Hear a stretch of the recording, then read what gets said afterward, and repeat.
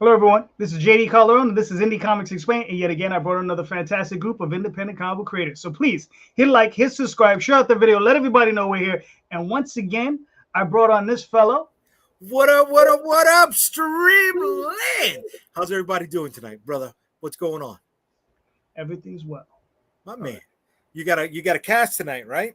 We got quite a few people waiting in the green room, right? Listen, we have a co-host, a co-co-host, and a co-co-co-co-host. Oh, that's a first. That's a lot of question asking. Good thing I won't be asking any. So why don't you bring in the other guys that are going to be asking questions? All right. So we got Mr. Lanning. Oh, wait a minute. Wait, I'm supposed to ask a question? Yeah. Oh, man. Start formulating. Bro, that's what you get paid for. Come on, bro. Be asking some kind of kinky questions like what you wearing. That's why you don't get paid much. That's why, exactly. Underpaid.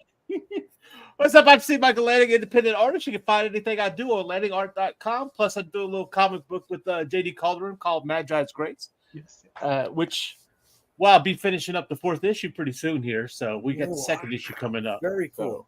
Yeah. It's moving along a lot quicker than I thought it would. I'm like, oh, hey, that's fast. All right. Very cool, man. Good shit. Yeah. And the other Coco. Anyway, what's up, Tom? That I'm unaware of. Listen, if you're gonna be on the show, you just might as well be a Coco. That's fine. I'm gonna just send me the proper uniform and shirt that I gotta wear. Yeah. Coco, whatever. It's a very long name tag. Yeah, it's in the mail. I dropped it off like it just says Coco. Exactly. Yeah. So Marvin, Tom Hutchison in Big Dog Inc., writer, publisher, art director, building the damn Kickstarter guy, all the ers over here. Yes. All right, cool. Stressor, yes. over here, outer, yeah. Also, fantasy football winner this week. Oh, winner. damn. That's cold. That's cold. Get him. Now it's the actual guest. How you doing, Scott? Hey, how's it going? Am I also a co-host or am I a guest? I don't know what my role is. You're one of the guests. Okay, I'm one of the guests. Okay. We have one co-host and guest on this week. Be thankful. Okay. Be thankful. Yeah. There you go. I think everybody could be an honorary Coco host this week. So, There you go. Fuck it. But Scott, please introduce yourself. Yeah, my name is Scott Harris King. I'm a comic book creator. Mostly do writing, also do some art. Currently, my 16th Kickstarter is live right now for my ongoing fantasy series Quest, but I also do ongoing series called The Crime Busters and Cthulhu versus Uncle Sam as well. Nice. Oh, wow. Nice. What's up, guys? How you doing, Carl? Please introduce yourself. This is Carl, publisher at 24/7 Comics. We had a couple comics out. We just wrapped up another Kickstarter called Zero Ghosts, and we're going to be heading to New York Comic Con to kick it with Jay. Yeah, bro. Happy Sunday, everyone. I'm excited. Happy Sunday, bro. Can I do a quick plug for a sour candy that I just discovered called Final Boss? It's made with real fruits, but it's sour as shit. It just makes me like Final Boss? Here. Final Boss. And every package is a different boss. And then there's strength in the back, but then it's all really sour, but they're made of real fruits. So it's amazing. Communally, I think we could all shoot for them as a sponsor, and we spread the revenue right between our pages. Yeah, I'll bring some to New York Comic Con and share the love. Yeah, boy. There you go. Go. What's up, Aaron? Aaron, can you hear us? Muted. Oh, I think you're on mute, Aaron. Is he? I don't think so. Hello, can you hear me? There we go. This damn thing, I keep hitting it. Hello, I'm Aaron. I'm the writer, creator of several comic series, Enenra, Blood and Fire, my new one, which is a supernatural horror, Amor Patris. All right, cool. Aaron, it's a pleasure having you on again. It's a pleasure having all you gentlemen on again. All right, now listen. Here's a question that some of us within this industry, I guess juggle, right? So the show question: are you a hobbyist, a brokerpreneur, a pro, a semi-pro? What are you in this indie comic life? What are you, right? because we all identify a little differently, right? Jay identifies himself differently than the way I do. Tom does, and everybody has their own thing going. So, Aaron, let's start with you.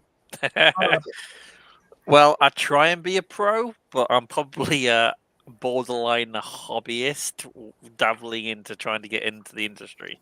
I mean, this is my 12th Kickstarter. Not all of them successful, but I try my best. So yeah, I'm hoping to get this. I would love to do this full time. Don't get me wrong, but bills have to be paid, so it's not my full time profession, but I would love it to be. Okay, that's fair. Don't sound like you're ashamed of saying that, brother. Don't worry about it. That's Right. many of us. Right. Don't be upset with that, bro. Yeah, I mean, look, I always say that I always say what I say. I'll say it at the end, but aspiring to work at this full time is always a good thing, because I mean, it just makes you work harder and it makes you do better books. So yeah, and that's as long as I'm always learning, always making new friends. With the comic industry, the community is amazing. Everyone's helpful, giving advice, whether it's warranted or not. But yeah, it's been great. I love it. I couldn't see myself doing anything else really. It keeps me busy for starters. So yeah, I love it. All right, cool. Let's go with Carl. What are your thoughts? Pro, semi-pro. I'm pro in the most non-political way, progressive, because I think very differently. I try to think about comics from an outside fandom perspective. So often when every move we make is thinking about, okay, like if I was a customer or a fan as of now, like what's the fastest and easiest way I could provide for that customer. So a lot of the moves that we make have been a little different. We do a lot of digital first type deals. And then we also have a lot of presence at the cons, not unexpectedly. But then we also partner with LCSs to do like special events. So instead of just going through Diamond and doing a mass distribution, we just feel more confident when we know we're going to make our partners money, because I feel like that's how you grow together. So ultimately, I'm an entrepreneur. So everything I do full time. So comics is just an element of what I love. So I'm happy to be in it. Cool. Scott, I'm loving the artwork on the wall. They look I'm an really art collector too. I love comic art. So I went crazy over pandemic. So the walls are just completely covered. I mean, they look freaking awesome. Thanks, man. Thanks, Aaron. All right, Scott, what are your thoughts? I mean, I would call myself a brokepreneur because,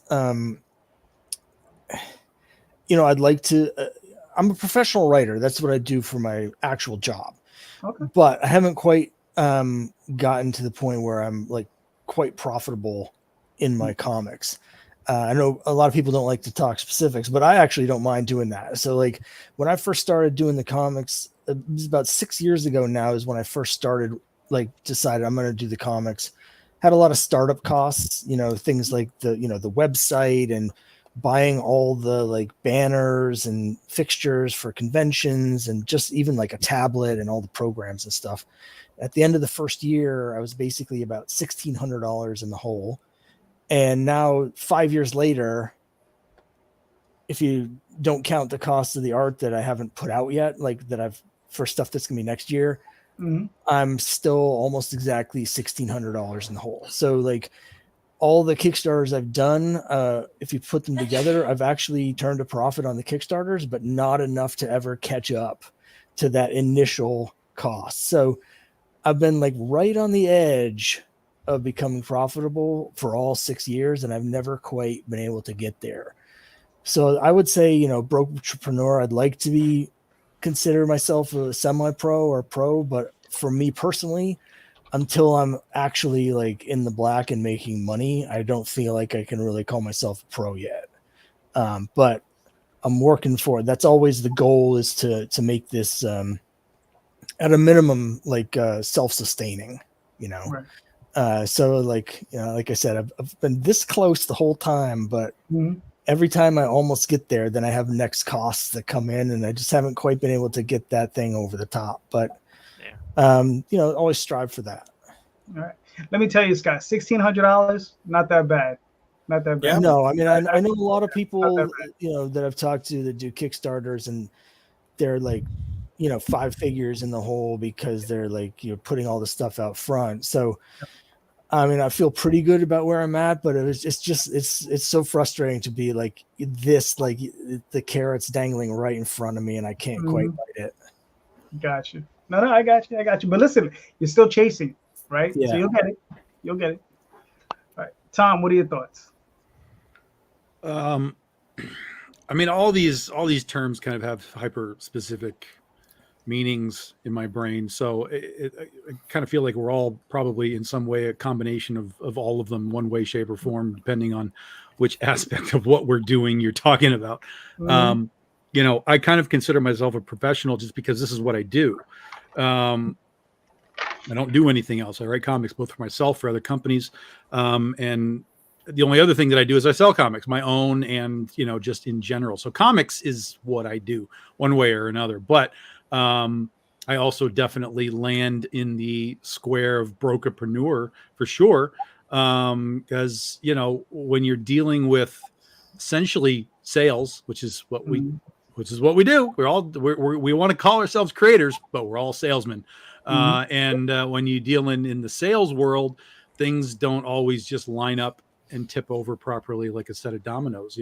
Economies change and costs change, and it's wild. So while we've done well with what we've done, particularly as we're doing Kickstarters and stuff, sure, my lights are on, so something's working, right?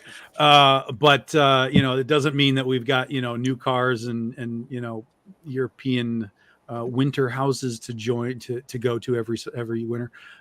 So I definitely consider myself like a professional, but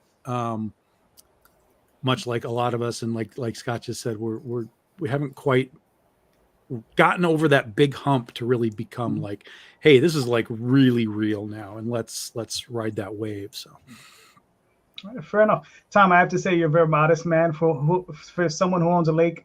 I mean, very, very modest man. The truth comes out.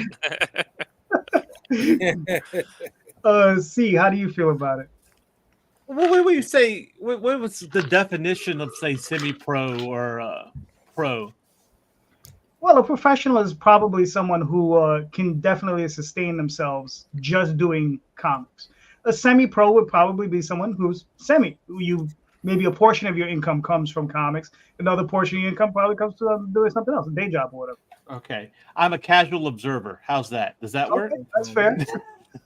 If I get paid, yeah, that goes to my my bills. Mm-hmm. I have to get paid. So it usually goes to the next project. 100%. Yeah, pretty much. It's paycheck to paycheck, right? I mean, that's how it is. So it's really hard to say, put yourself in a label like that. For instance, I'm a creator. That's how it is. If I make money off of it, that works. Sometimes that does involve being an entrepreneur. Sometimes that involves being a marketer. That involves a lot of things. It doesn't even matter if you're doing books yourself or if you're doing books for somebody else. So it's really kind of a mixed bag, right? So I can't really, I wouldn't say, I think a casual observer is best I can do right now, unless you got something better. But well, okay. Fair enough. I would probably call you a semi-pro, because you do make some income, doing some stuff, I mean, and you have a job. We call it a mini pro. How's that? There you go. Fair enough. Jay, what are your thoughts? I'm pissed off. Oh, okay.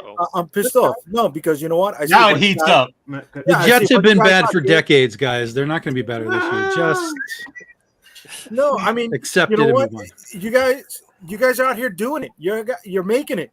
You're making it. Stop belittling yourself. Really.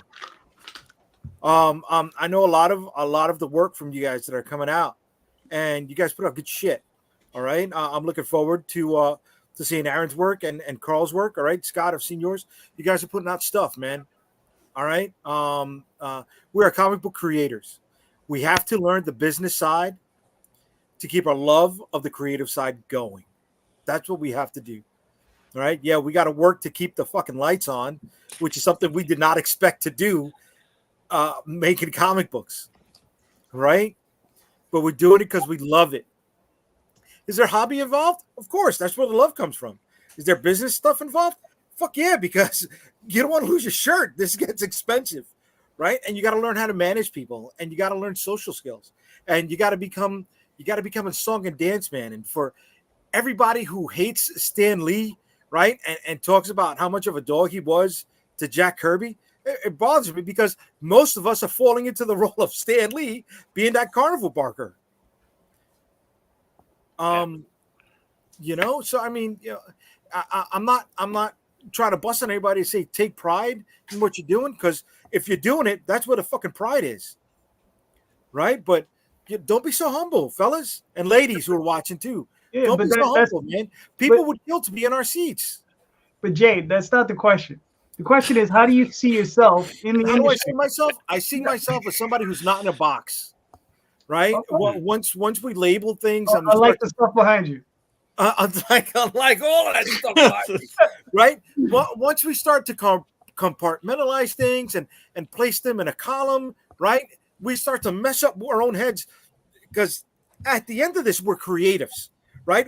We had to learn the business side, but we went into this with a love of creative aspects, and to put ourselves in a column, like it defies that creative logic that's floating in our head, right? It'll restrict us from saying, oh, well, I can't do this because I'm this. Fuck that.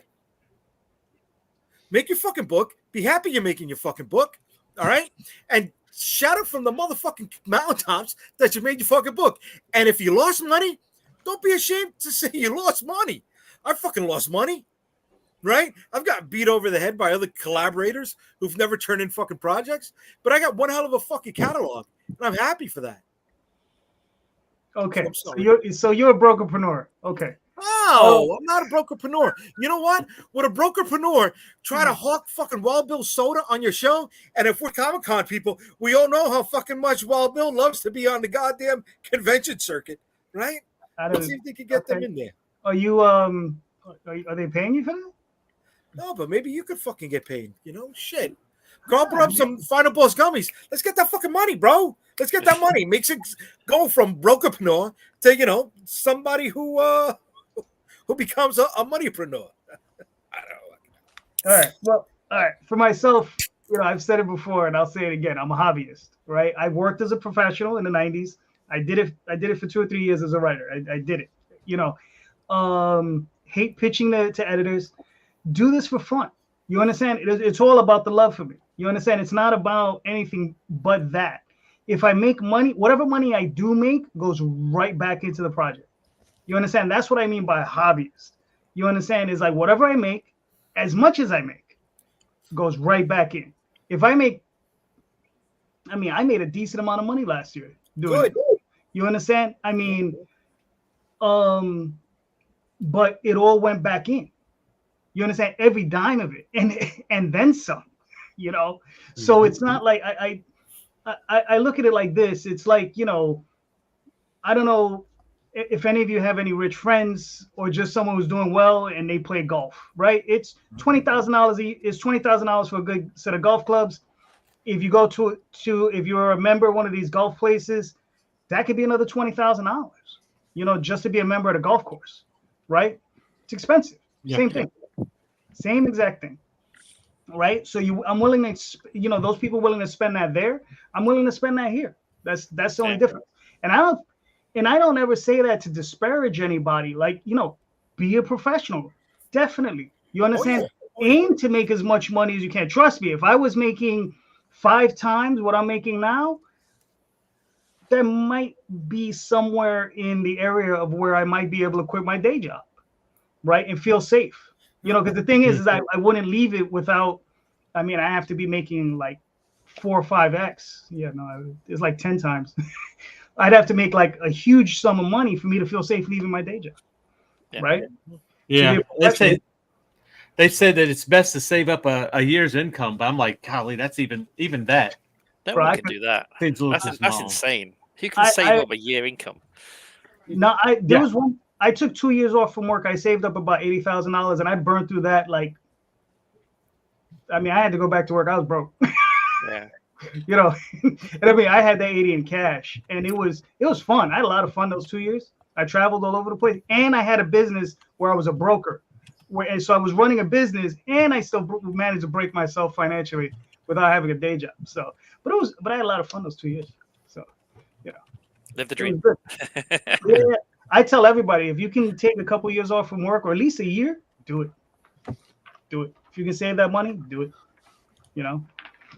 Jay, you're on, man. What's your question? All right, quickly, by show of hands, how many people have a tax ID number for the comic book work that they're doing? Tom? No, not Tom. Well, I mean, we all have a tax ID number. It's, Okay. You know, Guess we have what? social security numbers, that kind of stuff. It Yeah. depends on how you're set up. If you're set up with like Right, I'm set up LLCs as and an all that kind of crap, you have different number. If you're doing Right. sole proprietorships, you do it a different way. All right, tax ID number, LLC, right, or sole proprietorship. Right. Mostly, see, I don't know, you're behind the paywall there. Well, no, I don't. I'm not into. I don't make enough to corporate. To Well, so he's incorporate an right artist. now, but- Okay, so Yeah. guess what? Guess what? You're a fucking business. It's that simple.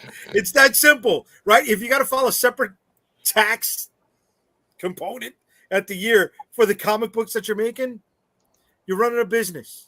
You're running a business. And the United States, right? To keep a business running. You are No, you have to show. Stop. My turn. Stop it up. Go ahead. Go. All right. You only got to show Okay, profit once out of every 5 years, 2 out of every 10. How many companies in the state do that? What is separating us from saying that? Right? I saw a lot of humble guys here with that answer. And it's like that bothers me, man, because I see you guys winning as me winning too, man. I do. So why are you scared to think that you can do more than you're currently doing? All right. I guess my question to that is, why do you think that any answer that we gave wouldn't give you the impression that we were scared? Exactly. Okay, scared. Okay, maybe I used the wrong word. Excuse me. All right, but I heard a lot of humble answers. I did. Okay. Oh, Well, I don't want to be cocky and say like, "Oh, mine's the best." You know. No, but we don't have to be cocky. Well, You know no, what I I'm the mean? best, You don't Aaron. have to I'm the be best. No, that's me. Sorry. You know, I'm the best. and I'm the and best. and Listen, I'm sorry. I'm going to take your question. I'm going to run with it. Here we go go. for it. Babe. Okay. I know full well within myself that I can do more. Why don't I do more? Because I'm lazy as fuck. Okay. That's it. I'm lazy as hell. And we've talked about this kind of stuff on these shows before, particularly within like marketing and promotion and all that kind of stuff, because it takes a tremendous amount of effort and work to kind of really drive yourself out and into, particularly getting into new places. Like we all get together and we do this on a weekly or bi-weekly basis, and we talk to a specific group of people. But to drive yourself into new places and get yourself in front of new eyeballs is a lot of work. And when like in my situation, Big Dog Inc. is me. Like I'm writing the books, I'm editing I'm not editing, Carrie edits, but I edit the art. I get all the art guys together. I'm building the Kickstarters. I'm shipping the books. Like I am Big Dog Inc. So for me, the let's do more part is simply I'm tired as hell at the end of the day, and I don't want to do more. So I kind of let that stuff happen organically. Like people will just reach out to me like, hey, I saw you on JD's show. You want to do my show? Yeah, I'd love to do your show. Let's go do your show. Or Comic Cons will be like, oh, hey, we saw you're doing these cons. Would you want to come do our con? Yes, of course. Let me do your con. So I kind of let it be grassroots growth versus like hardcore, I'm walking down the street and knocking on doors kinds of stuff. But I fully recognize that it's a laziness factor. It's a comfort factor, maybe is a better word, is I'm comfortable where I am. I know that what I'm doing is working, and I can see at least small elements of growth, whether it's through backers or, like we just did Baltimore Comic-Con, which was fantastic. So as long as I can see these little sort of trails of growth. I'm not sitting there going like, let's flip that switch and put it on, 0 to 60 right now. So that's for me. Okay. All right. Yeah, I think it's a slow growth medium. I think even for me, the first couple of years, we raised some money, we went out and did some serious marketing, was investing in a lot of technology, trying to build a reader tool, and I just realized, the comic book medium takes a lot of grassroots effort. You really have to go and like shake hands, connect with people, find the real fans, like get a community going. You can't do that overnight. And I think you see a lot of these companies come out, they raise a ton of money or they spin off of a bigger company and they crash and burn and they run out of money. And I think often it's because they're thinking very short term and thinking they could disrupt it. But I was guilty of that, right? I was guilty of, burning through a lot of cash from my team, like really trying hard to disrupt it. But the engagement factor is so key when it comes to bringing the community on board that it just doesn't happen overnight. And so I think it's definitely more of like a slow burn. We've kind of downsize our team to be more of like a bootstrap team, and everyone is paid enough to make good enough living, but we're also not like trying to do too much too fast. Like we're planned out like 2-3 years, and we have enough content produced for the next 2 to 3 years. So I do feel like it's a semi full-time job, but it's really hard. Like I'm super ADD. I like to do a bunch of stuff, and so I have to do like 3-4 things as an entrepreneur, or else I'm just getting really bored and drive myself crazy. So I think, the comic book medium is just a unique place right now, at least for now. It might change because things are showing. There's like, more audiences coming on, I think. I meet more and more young people that's interested all the time. So hopefully, we start telling stories that they want to engage with and can grow as an industry. Okay. Scott, you have any thoughts on that? Which part? Well, I mean, like to follow up on what Tom said. I mean, for me personally, like that I can't do anymore. There's things I can do differently, but like he was saying, it's so much work that like earlier this year, I kind of, after the last issue, Quest 3, I kind of hit the wall. I had to sort of take a little bit of a break because I was just running myself into the ground doing so much. I mean, for me, I do everything myself. I don't have a team. I don't have anyone that I work with. Anybody that works with me is someone that I hired to do like artwork. So I'm running everything myself, and I just kind of burnt myself out. So, I'm always looking for things I can do differently. But I realized earlier this year that there's only I can only do so much, and I kind of hit that wall. I know Jay was clearly upset about us answering your question, but for me personally, I mean, I don't see anything wrong with saying I'm a brokepreneur because the goals that I have are to make money. My number one goal is I'm a storyteller, so I want to make the comics and tell these stories and share them with people. But by making money, it allows me to put out more comics and tell more stories. So I'm always trying to do that. It would be nice to grow it to the point where can do it full time or part time because I'm a freelancer. But I don't think that it says anything about any kind of being too humble or lack of ambition or anything to say that. It's just a matter of, that's just the step that I'm at right now. So I don't know. I feel like my comics are good. I feel like they're well written, at least since I'm a writer. So I'm not too humble about that part. But about the question is about where I am in the industry. So in the industry, I am where I'm at. That's fair. Aaron, you got any thoughts on it? Yeah, I mean, I do my best. There never seems to be enough hours in the day, working full time. Got bills to pay. This is a side gig, a hobbyist. I would love to make money off it, but I love creating. Comics is a great. I do write novels on the side, but it takes forever to finish a novel. So comics are very more, easier to kind of get out there to readers. So yeah, I mean, I would not be here without Kickstarter. Full stop. Oh yeah. I could Oh, yeah. not afford to do this on my own. So backers, legends, I cannot do without you. So yeah, it's difficult, especially like Carl said, getting new audiences, new readers.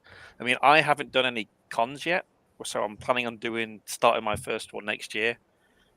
Purely because my previous job, I wasn't paid if I wasn't working, so I couldn't go and do anything.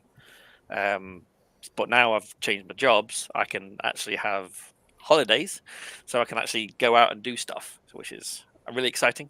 So Nashville is my first con next year. That's what I'm Nice. looking forward to. Yes. So Where are you based out of, Aaron?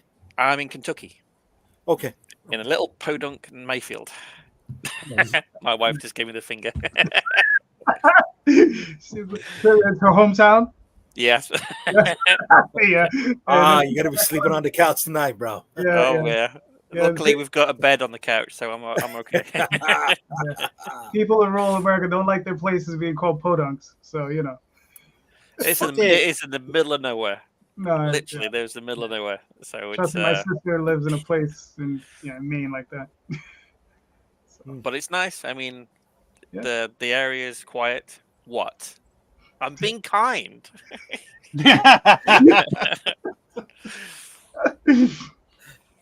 Listen, I've been to Kentucky. It's nice. Yeah, Very it's nice. And the summer's hot as hell, Yes. but it's nice. All right, Mr. Lanning. Before Aaron gets himself into any more trouble, do you want to? Please save me. Do you have anything to add? No, the thing about it is, and I kind of don't want to play this like a card game, but there are certain things that I'm working on that I have to get out first. Like I want to finish what I'm dealing with Magi's Grace. Right. But then I've got other things lined up that I want to move into because in all honesty, I don't want to do sequential commission work. I don't.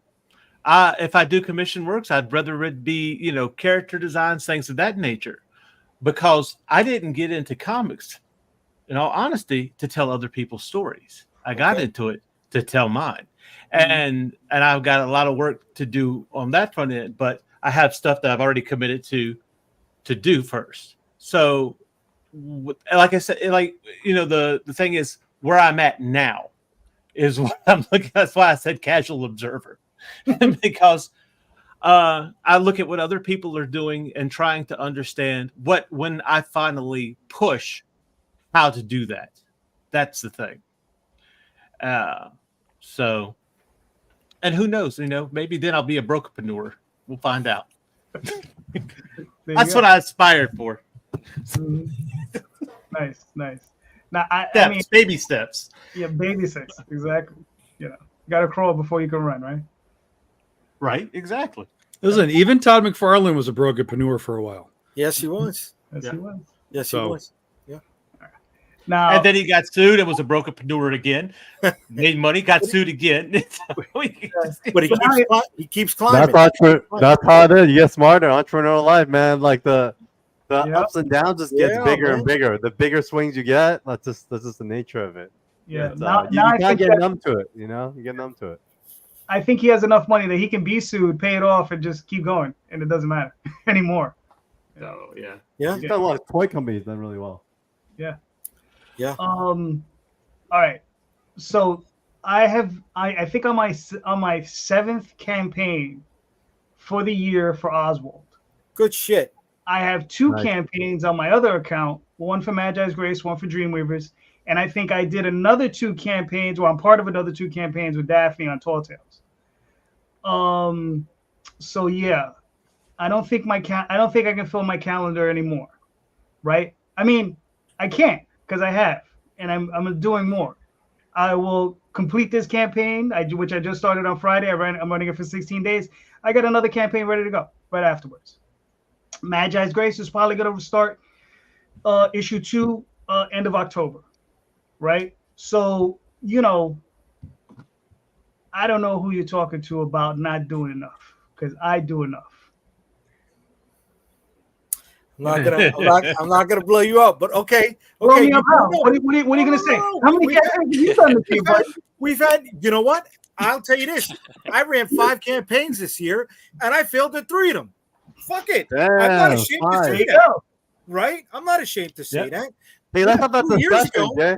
Have you Well, figured out what's the maximized, like what's the maximum number of campaigns you could do that can all be successful? Because that was always my gut. Like I always feel like you have to feel it out, and I feel like if you don't put enough space between campaigns, it's really hard to. No, but Pat Shand at one point was doing what, 3 or 4 campaigns a month? Yeah, it's. I don't want to say it's. Well, he has multiple accounts, multiple companies that he does. He would do some overlapping with different companies, and the brands were completely different. I mean, completely different. So he was basically a marketing to 2 separate audiences at the same time. But even without the overlap, he's basically doing a campaign every month. And so it really, again, I don't want to say it's irrelevant how often you do them, but in the context of comic books, we all understand monthly comics, right? Batman comes out every month. Wonder Woman comes out every month. So like, it's not really that far of a stretch to be like, what if I did an issue every month on Kickstarter, or at least every 2 months? Go bi-monthly just to give yourself a little bit of a cushion. It really just comes down to, can you build an audience that wants the product every other month? And if they do, then they will come back every other month. And then, of course, you can build on that. If you're consistent with it and people are happy with the product, you can build on that. That's what Pat did. He had a few things that he was doing, and then he did a few other things, and he just kept going and going and going. And he grew the audience for all of it. Now, the stuff that he does for Cheeky Comics does wildly better than what he does for just his fantasy superhero, whatever else he does, because he's tapped into that market, and they come racing for him. But all the other stuff he does still does really well, within its own, context as well. So it's just a matter of, I think, people buying into what you're making, whatever it is, and then you being consistent in the production and fulfillment of it to keep them happy and engaged, to be like, oh, I got this book, here comes another one. Carissa Grant does the same thing. She launches a book at least every other month, if not sooner. We'd have to talk to her about what sort of growth. I know she's seen like kind of spikes and stuff. We'd have to talk to her about what her success rate is, but she's clearly just like, yep, as soon as I do one, I launch another one like 3 weeks later. So she's okay with that. Her fan base seems to be okay with that, because she seems to have some consistency with it. And that's it. It does help having the comic finished when you do sure. Sure. I can't afford to do that. So I usually do 10 to like 15 pages for issue 1, and then launch it. So you have the actual look of the book, the internal pages. And then after that, I can't afford to have the book complete and just sitting there. So I have to launch it and then use the funds to then pay the artist.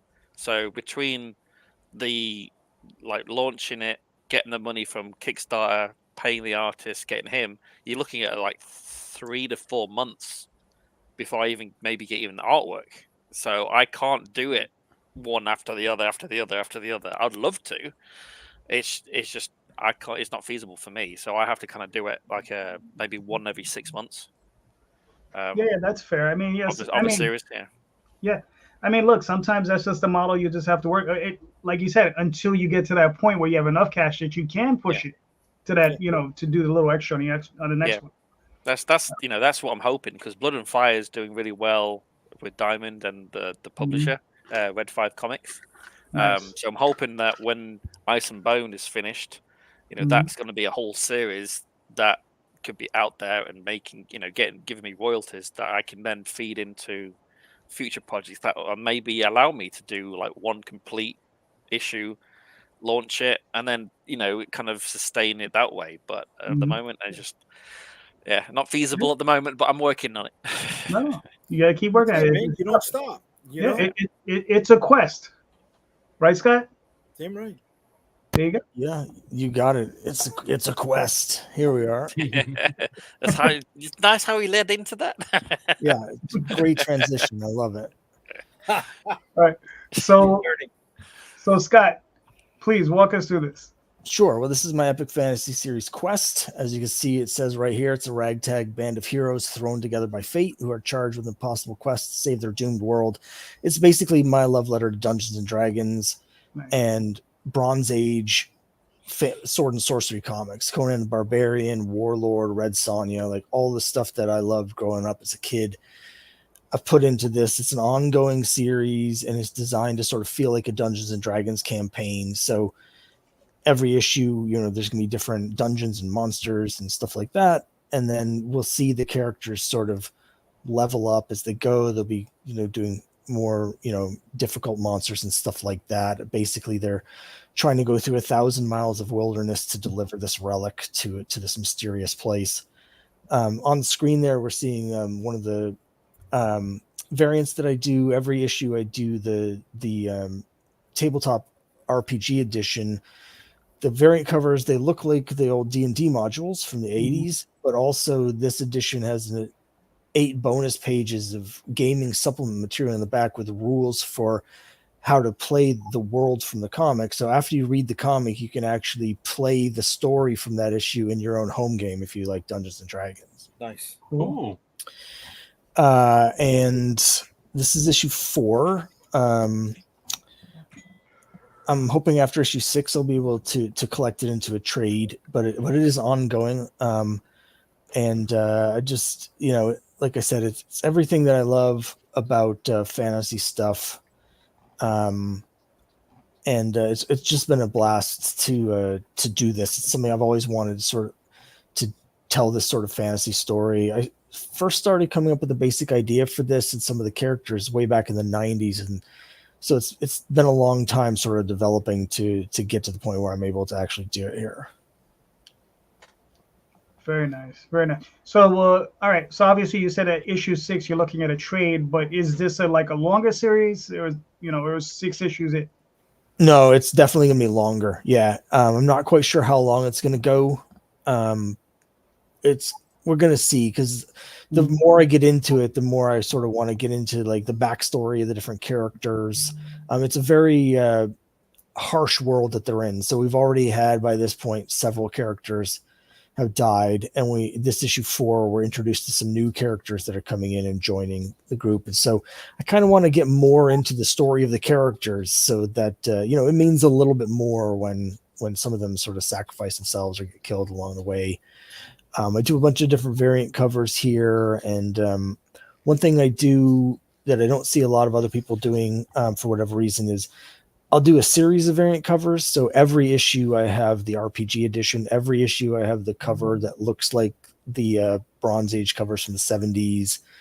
Every issue I do one that looks like the book covers from the old TSR Endless Quest, Pick a Path to Adventure books. So I have people that come that are reading the whole series, but they'll just get whichever of those variant ones every issue that they want.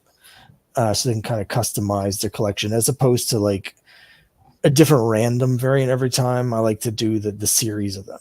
And the big thing that I do is like a lot of these I do because I want them in my collection. I'm a big collector of back issues.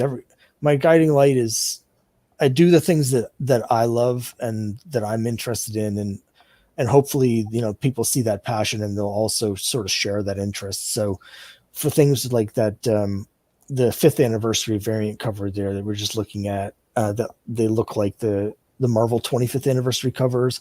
That was one where I was just like, I've been doing the comics for 5 years, and I grew up, in the 80s with those 25th anniversary covers. So I just want to do it for myself. And people seem to respond to that.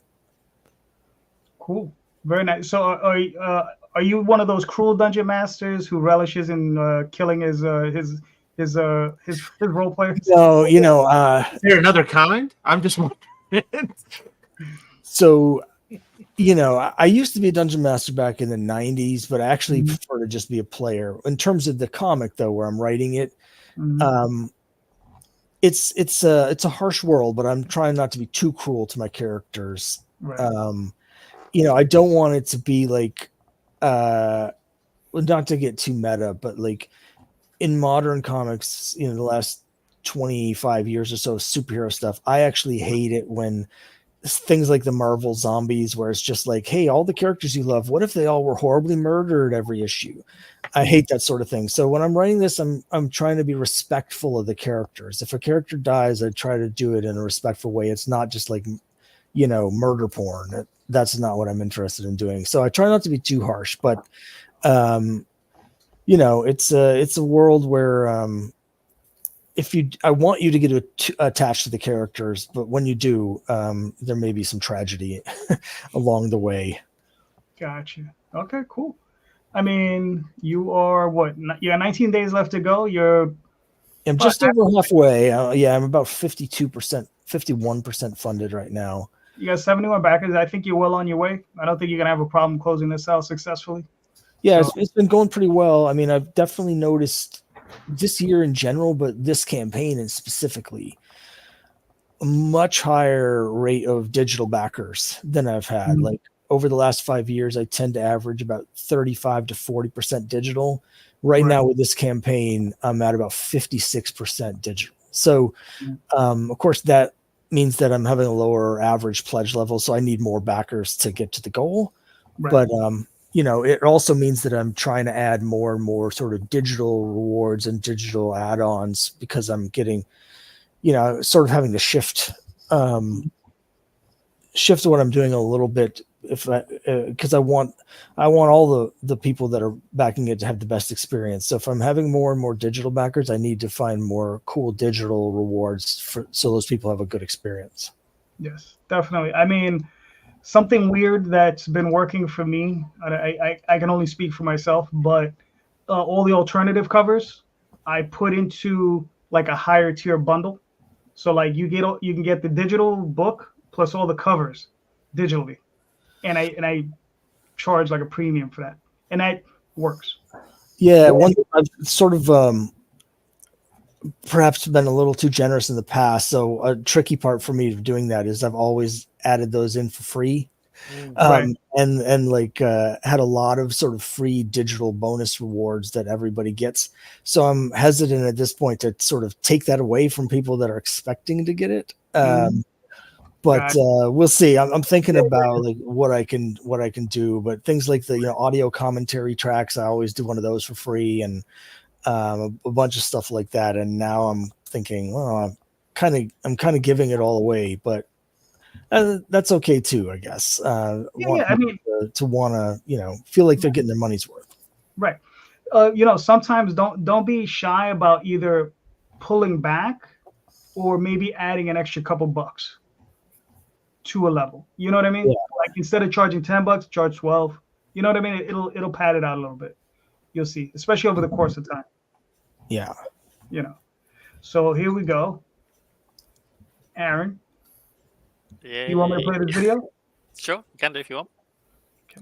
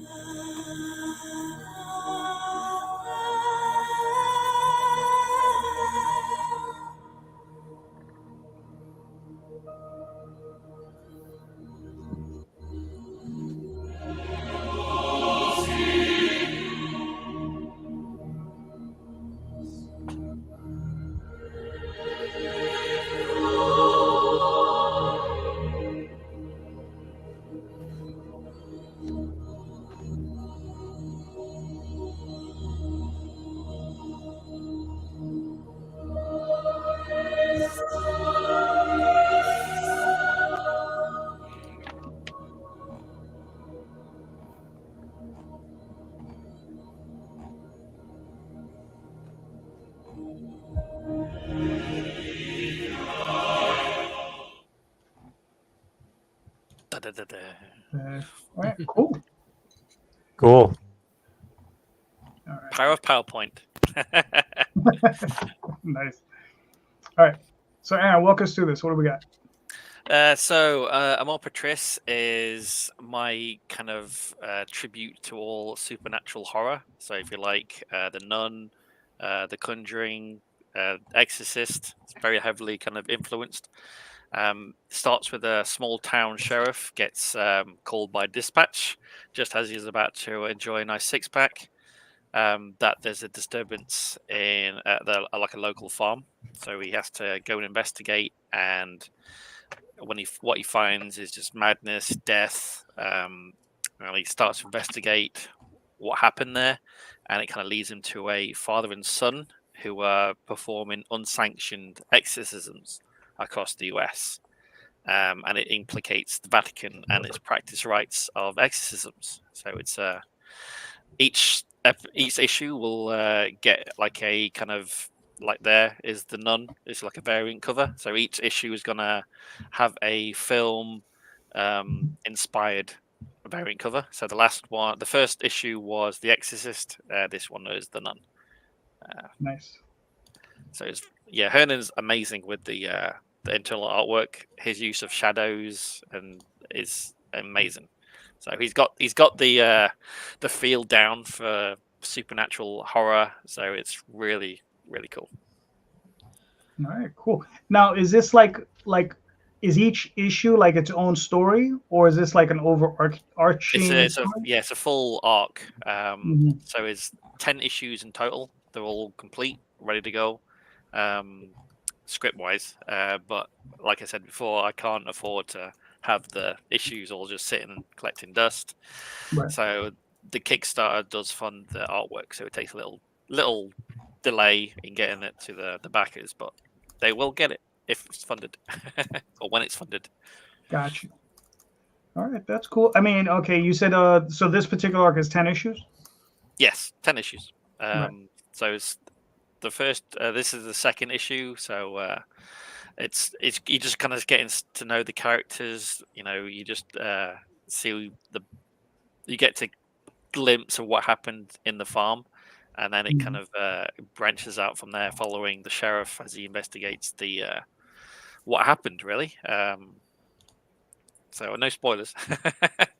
Right, no, of course.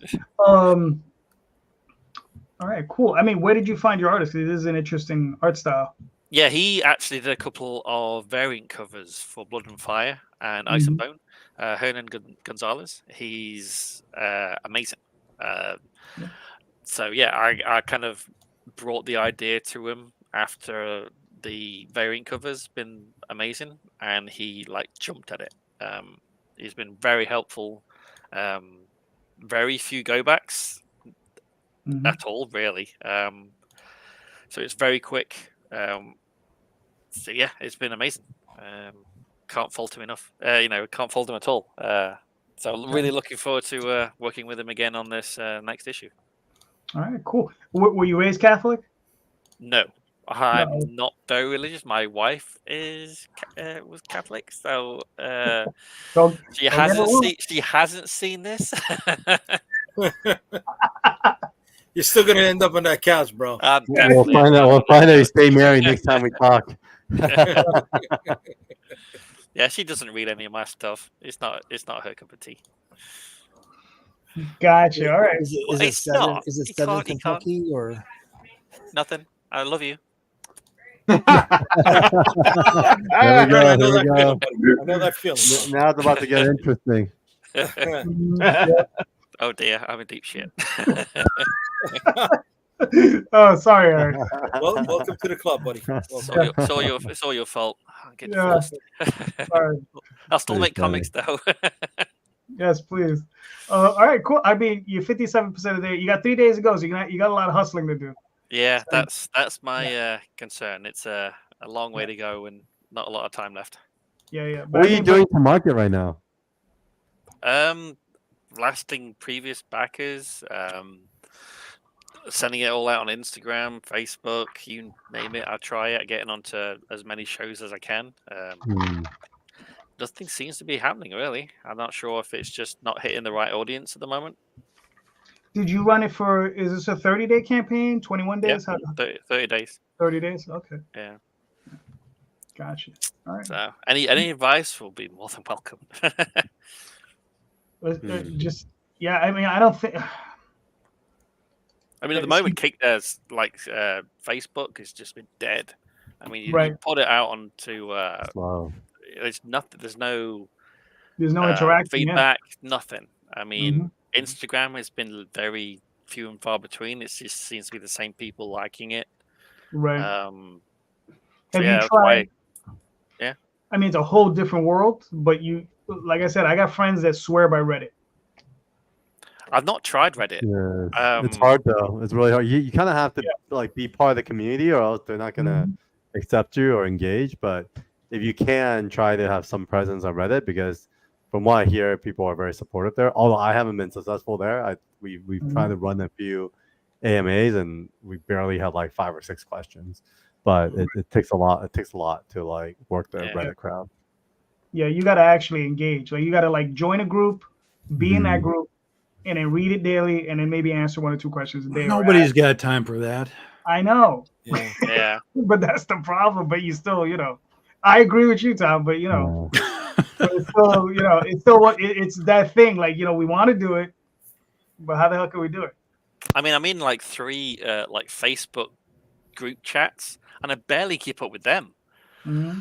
I mean, it's like I blink and there's like 300 messages. Like I can't scroll through all that stuff. Question for you: when you're doing your Instagram stuff, are you doing videos or are you posting like images? Better both. Most of it's images.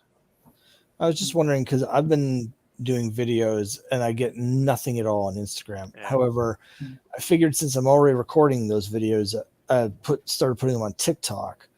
And I get way more views and likes and comments and interaction on TikTok. It hasn't really resulted in any backers yet, but I'll put a video on Instagram and it'll get 23 views. The same one on TikTok, I'll usually get between 600 and 800. So there's way more real algorithm with TikTok. You will get views, but it's very similar to most of these other places. You're still not going to get comments. You're still not going to get clicks. It's I won't say you won't get any, but you will see. Like I post stuff on TikTok and I'll get like 800 views on it, and it just doesn't amount to anything. But views are always good if people are actually seeing you, and you are, again, it's consistency, repetition. It's like, oh, there's that guy again. There's that guy again. There's that guy again. It could over time, grow into something. But TikTok is the only sort of true open algorithm-ish social media platform. It gets ragged on because people are like, oh, there's just like dancing girls, and like, yeah, of course there's dancing girls there, but there's people that are, literally doing art on there, like live stream, kinds of art. Steve Rude does stuff on there. A lot of my guys that I work with Big Dog Inc., they do stuff. Source Sung's on there, and Jesse Witchman, whatever. And they're not doing any sort of like viral insanity on TikTok, but you can see that they're getting views to some capacity, and that's has to be kind of where it starts, is just knowing that you're being seen, and don't worry about the like button or the love button. Just watch the views climb if you can make that happen, because we don't get to see that really as much on a lot of these other platforms. Is how often have you been seen? It's always just what's the reaction button, and that's kind of misleading. I think my next thing is going to be a cat feet on OnlyFans. So I think that's going to be the, what are you talking about? What pays the bills, man? Exactly. My cat is the one that's going to be on the screen, not me. I'm not, you know what? It's not that you're putting it up. It's that's a thing. That's a Everything is a thing, Jay. This is the part that people really seem to miss. Everything is a thing. You just have to get your thing in front of the people that like the thing. Yep. Well, I'm missing out. I've got 2 cats. That's 4 feet, right? 4 each. Yeah. I'm missing out on 8 feet. You got 8 of them, exactly. Carl, what are we looking at here? This is our website, man. We're slacking a little bit. We just finished our Zero Ghost campaign. I think it was probably about 30% less than our first campaign last September. I think the economy stuff. So I think a lot of folks were canceling leading up to the campaign, which is weird. But momentum-wise was pretty good. But this is this is basically our website. We, like I mentioned earlier, we were trying to build like a tech reader, which there's a sense of one if you click on comics, but I don't know if it even works right now. But currently we are about to launch our web store. And so when we launch our web store, the hope is to be able to get folks to buy directly from us, so we're not so reliant on the Kickstarter campaigns. But curious, I see some of you guys have your web stores as well. When you guys do your Kickstarters versus having your web store, like how much traffic and revenue do you guys see from your web store that follows up after the Kickstarter campaigns? Do you want to know something funny? I've had a web store for all 14 years of my existence in comics. And I still have people that have collected from me for years upon years upon years that when I tell them I have a web store, they're shocked. And I'm like, yo, I mean, I can only tell you guys this stuff so many times. Like, here's the store, go to the store. Like, it's at bigdogink.com. It's in our comics. Like, go to the store. It's crazy. It's so crazy. But I don't get a lot of necessarily like surge in terms of the campaigns. But I mean, even my web store sales will go through wild waxing and waning. Like, I'll go a whole month without a sale. And then all of a sudden the next month, it'll be like, I'll do $1,000. I'll be like, what just happened? Like, where did that come from? And I haven't been able to figure out where it comes from. It just kind of seems like a lot of it is the same people. So I think a lot of it is just simply like people have saved up some money and they want to buy some books. Boom, there it goes. Because I don't really like, I don't think that I don't really like heavily advertise that it exists, but I know I tell people all the time, even when I'm at cons, like I'm like, this is a small portion of what we have, but you guys should go to our website and see what else is there. And occasionally from that, I will come home from that con, and within a few days I'll be like, well, that guy's in Baltimore. Clearly he found us in Baltimore and he's interested, and now he's in. So that I definitely see some direct sort of correlation. But as far as like, hey, I'm on Kickstarter and like figure out who we are, go over here, that pretty much never happens.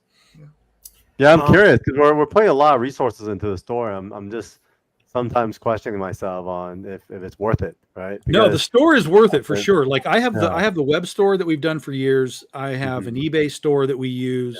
I do live sales on Facebook where I will come on live and be like, here's the book, it's $10. Who wants it? All of that kind of stuff to me has value to me far more than like trying to chase eyeballs in territory that I don't even know if anyone cares that I exist, because at least then you're building your own internal infrastructure for it. And you can always say, here's our web store, go to it. Here's our eBay store, go to it, whatever it is. Because and then it's eternally there. Yeah. And really building a web store really doesn't cost that much either.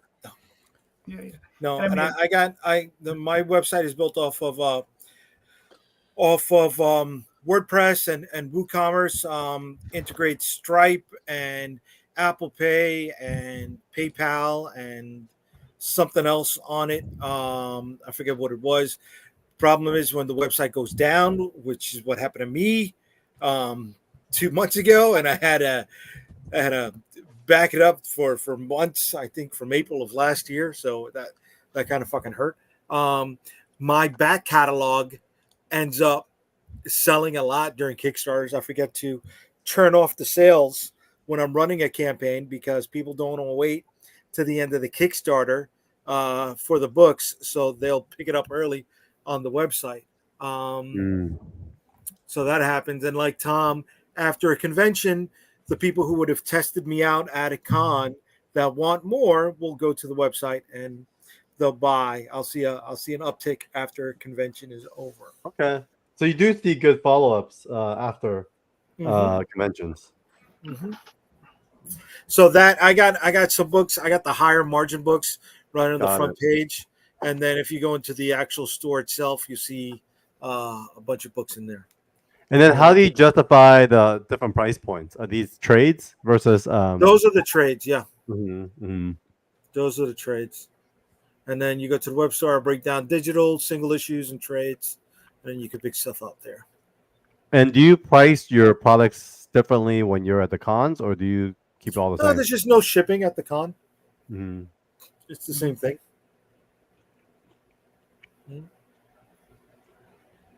Cool. Yeah. We'll do con deals at cons to entice people in. You know, it'll be like, oh, these are normally $18 trades. We'll do them for $15. If they're buying like a ton of books, it's like, yeah, we'll work out a deal for you, because we want to do whatever we can to make new people take books home. That's a huge, massive.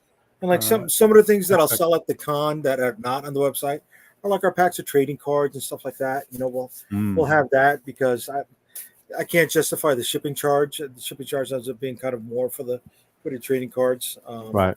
on a website than anything else. You know, so we'll have more of the tchotchkes at the booth than just the books.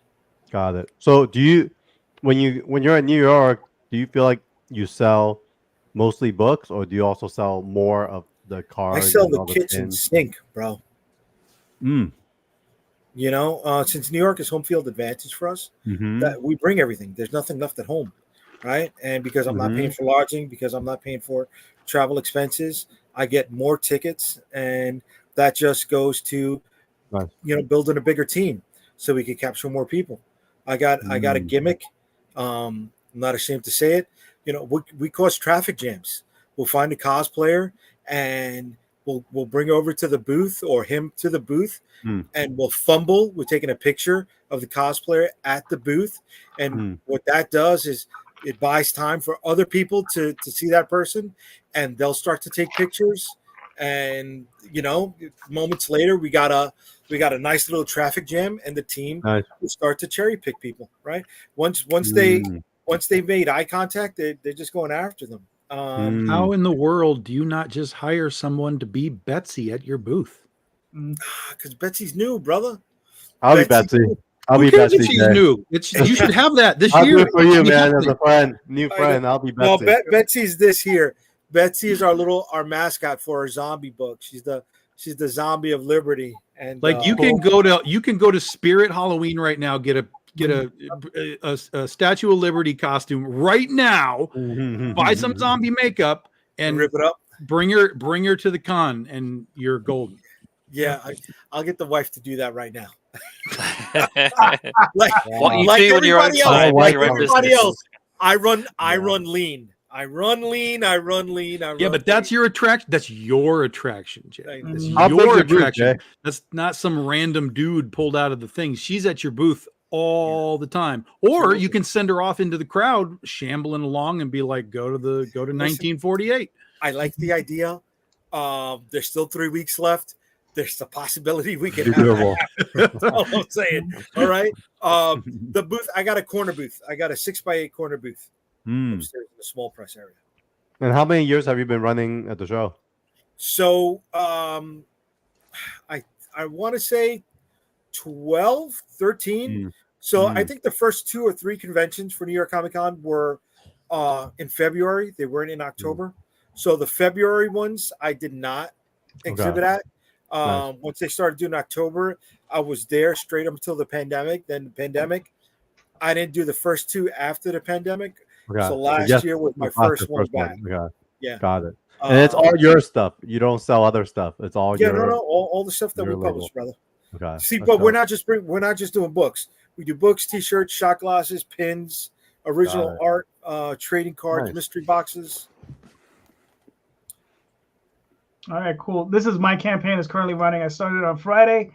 Got 14 days left to go. I already funded, which is cool. But this is the Oswald Chronicles, Passing Queens and Making Homes, issues 1 through 6. And it's now in color. Originally, when it came out, it was in black and white. And now we've put it in color. So that's the difference with this series. We have covers by the original artist, Jade Gonzalez. And this is... Jesus Christ, I'm drawing a blank on my own artist. This is Donnie Hadijawa and Carlos Moreno Jr. So there you go, on colors. And the colorist on this book was David Montoya, good friend of mine. So, go check it out while there's still time. There's another 14 days. So there, I just wanted to put that in real quick. C, you got a question?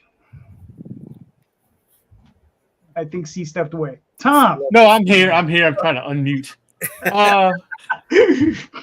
So this is basically, I guess, for guys, publishers, or if you have multiple series.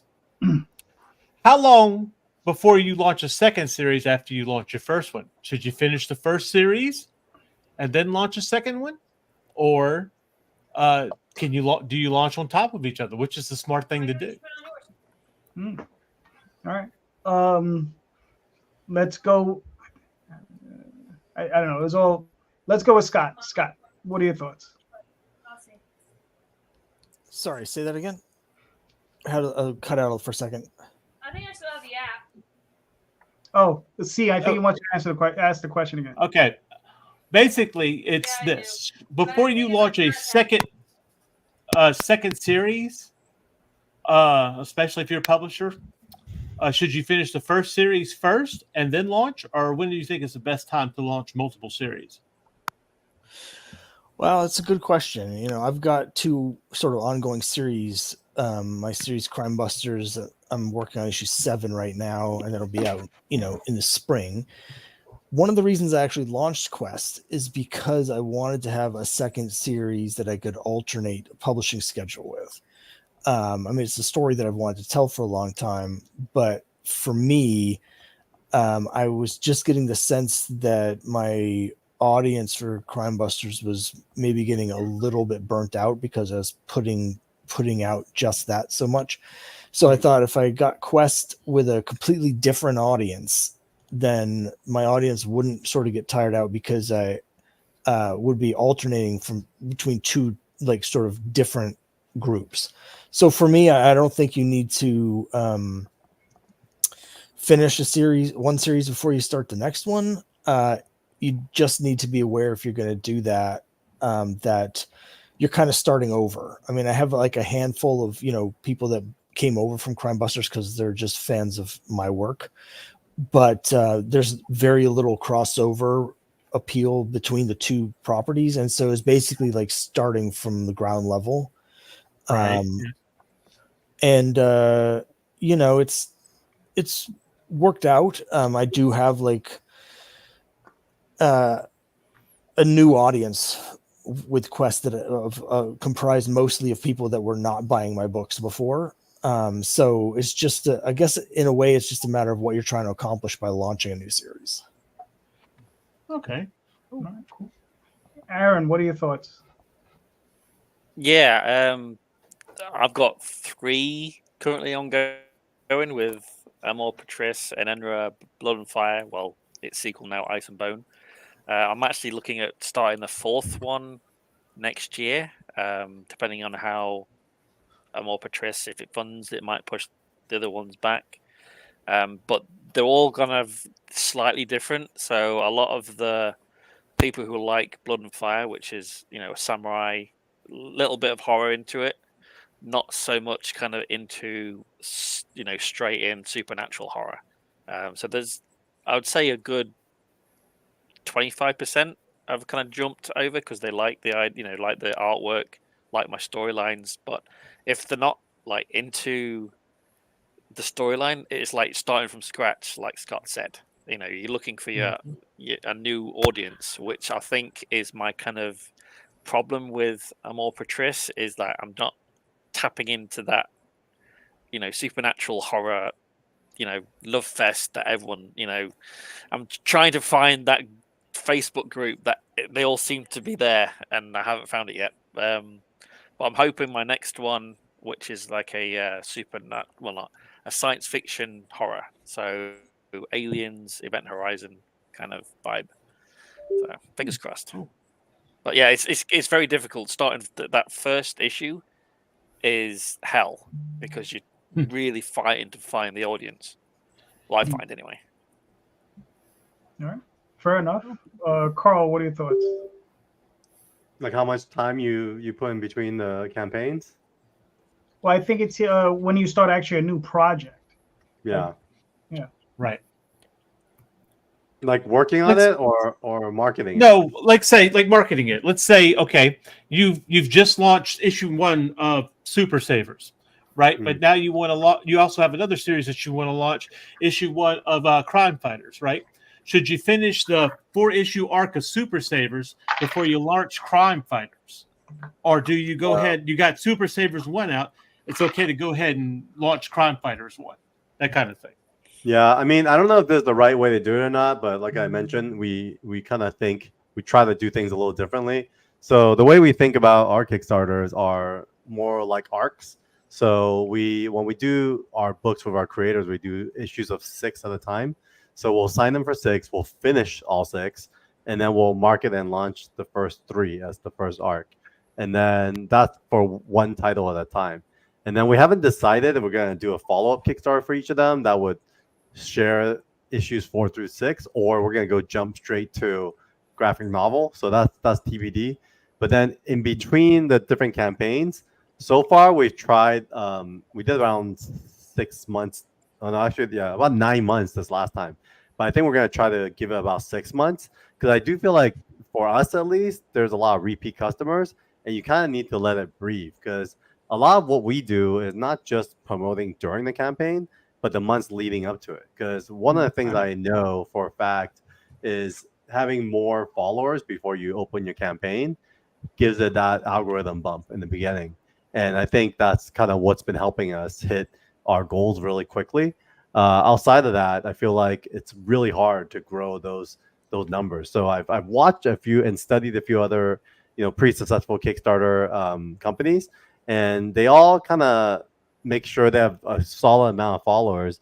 And then when they launch, you definitely see the difference. Like, it really keeps the momentum throughout the campaign. But this time around, we thought we did everything right. But for some reason, the last week of the campaign, there was as many like people dropping off, canceling their campaigns, canceling their pledges, as much as there were new pledgings coming in. So the only thing I can equate that to is the economy, because it was around the tax season when it was ending, and I literally had friends that emailed me and apologized about, yo, man, I didn't know how to pay this bill, and they canceled their pledge. And so we're definitely also figuring out like the whole offering side of things. We didn't offer digital this time because we want to, in a way, train our customers or even experiment to see if they're willing to pay a higher price point in order to get that book itself. So I don't know. So we kind of probably left like $900 on the table. But in retrospect, we wonder if those people would have been great like promoters of the content. So yeah, that's kind of the way I'm thinking. I don't know if I'm answering your question, but we're still experimenting. But the hope is to close that window for as to be short as possible.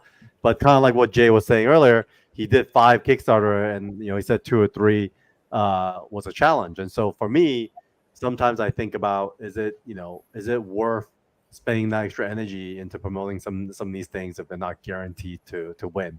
So those are the challenges I'm coming up against, where I'm like, all right, how do I measure time? Because that's our most valuable resource. So if I'm not, is the time more valuable just sit back and wait and like gather those followers for the next campaign, or is that time better used to just launch the next campaign?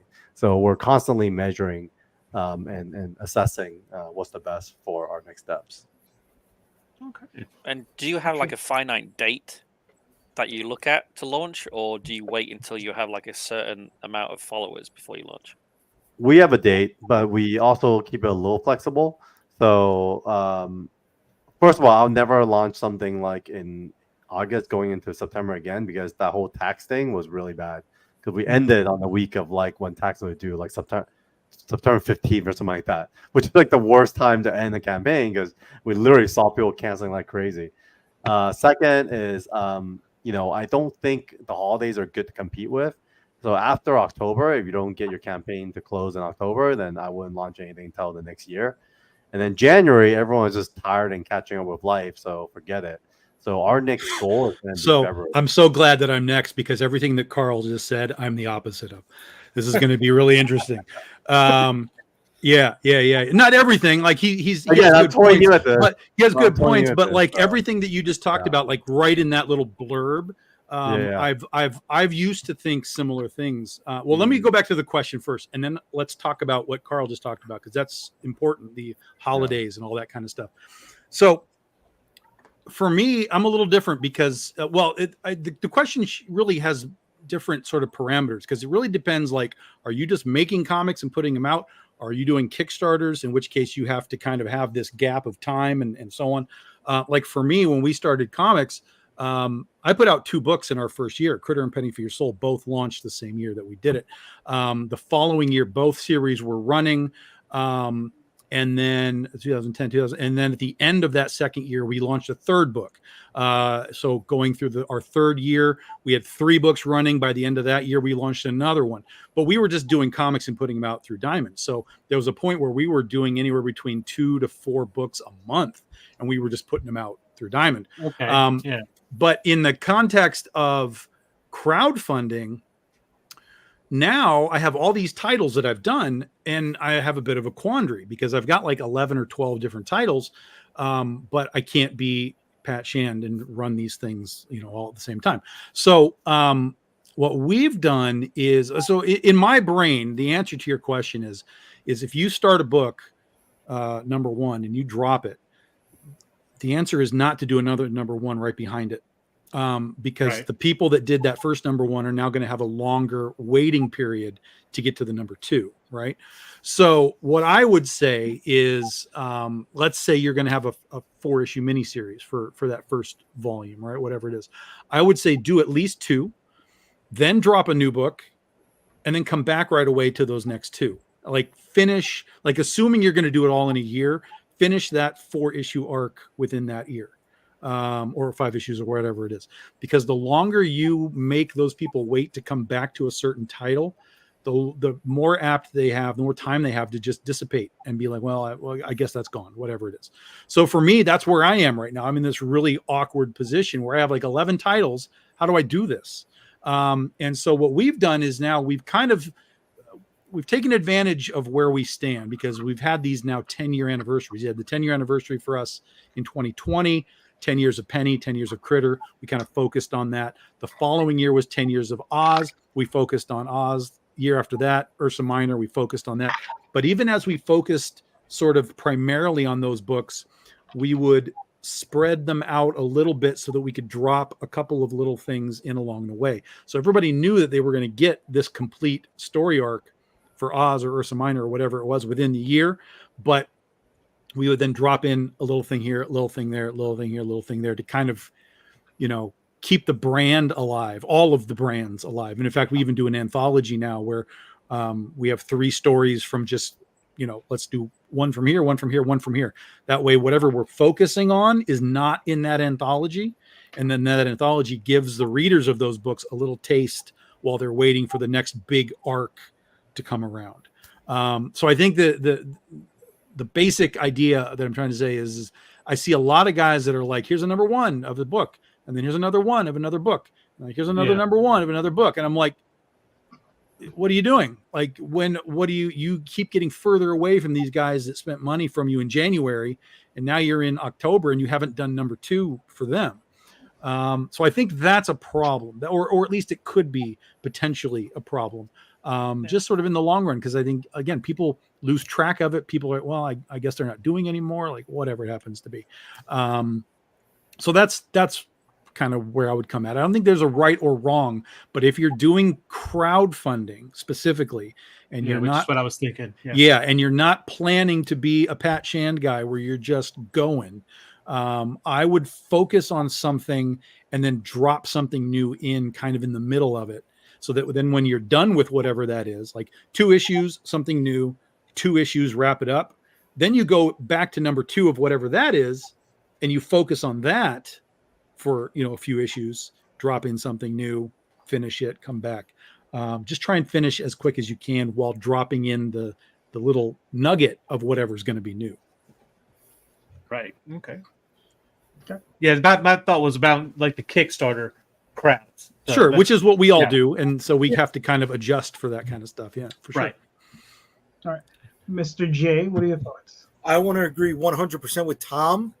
Unfortunately, sometimes creators can't hit their due dates, so I have to slide in the project that may be finished earlier than the other project.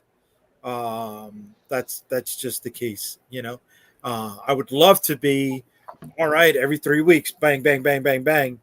But then I'm also not working with a war chest where I could pay everybody to finish their books in that timely manner at the same time.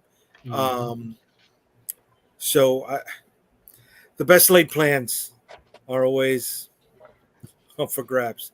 I mean, yeah, but I'm not even saying like do it a monthly thing. I'm just saying like, let's say you launch one in January, quarterly, and then do one in March, right? For the same series. Then in May, drop a new thing, and then come back 2 months later to the previous, so you're on number 3 then, and then you're doing number 4 at the end of the year. Right. So I'm not even trying to create like do a monthly thing, do a, whatever. Just however you do it, as long as they know when it's coming, that's really the key. Like if you have every 2 months, every 3 months, just tell them, hey, we're in January, next one comes in March, next one, whatever. Then in the brain, the buyers are like, okay, I got to be ready for March. I got to be ready for May. Sometimes problems can still happen, certainly, right. But I'm not insinuating that everybody should run into like a monthly schedule. I thought I was running into a bi-monthly schedule. You could go into last year's, streams, and I was talking about how we had everything lined up from that point on to September 2025. Did that blow up in my face, right? And I still got people that haven't turned in work for over a year, right? And there goes my fucking revenue stream, right? And there went the war chest, the operating capital, right? And here I am, flat on my face, not being able to promote when the book is coming out because I don't even know when this guy's finishing it. Sell Galactus.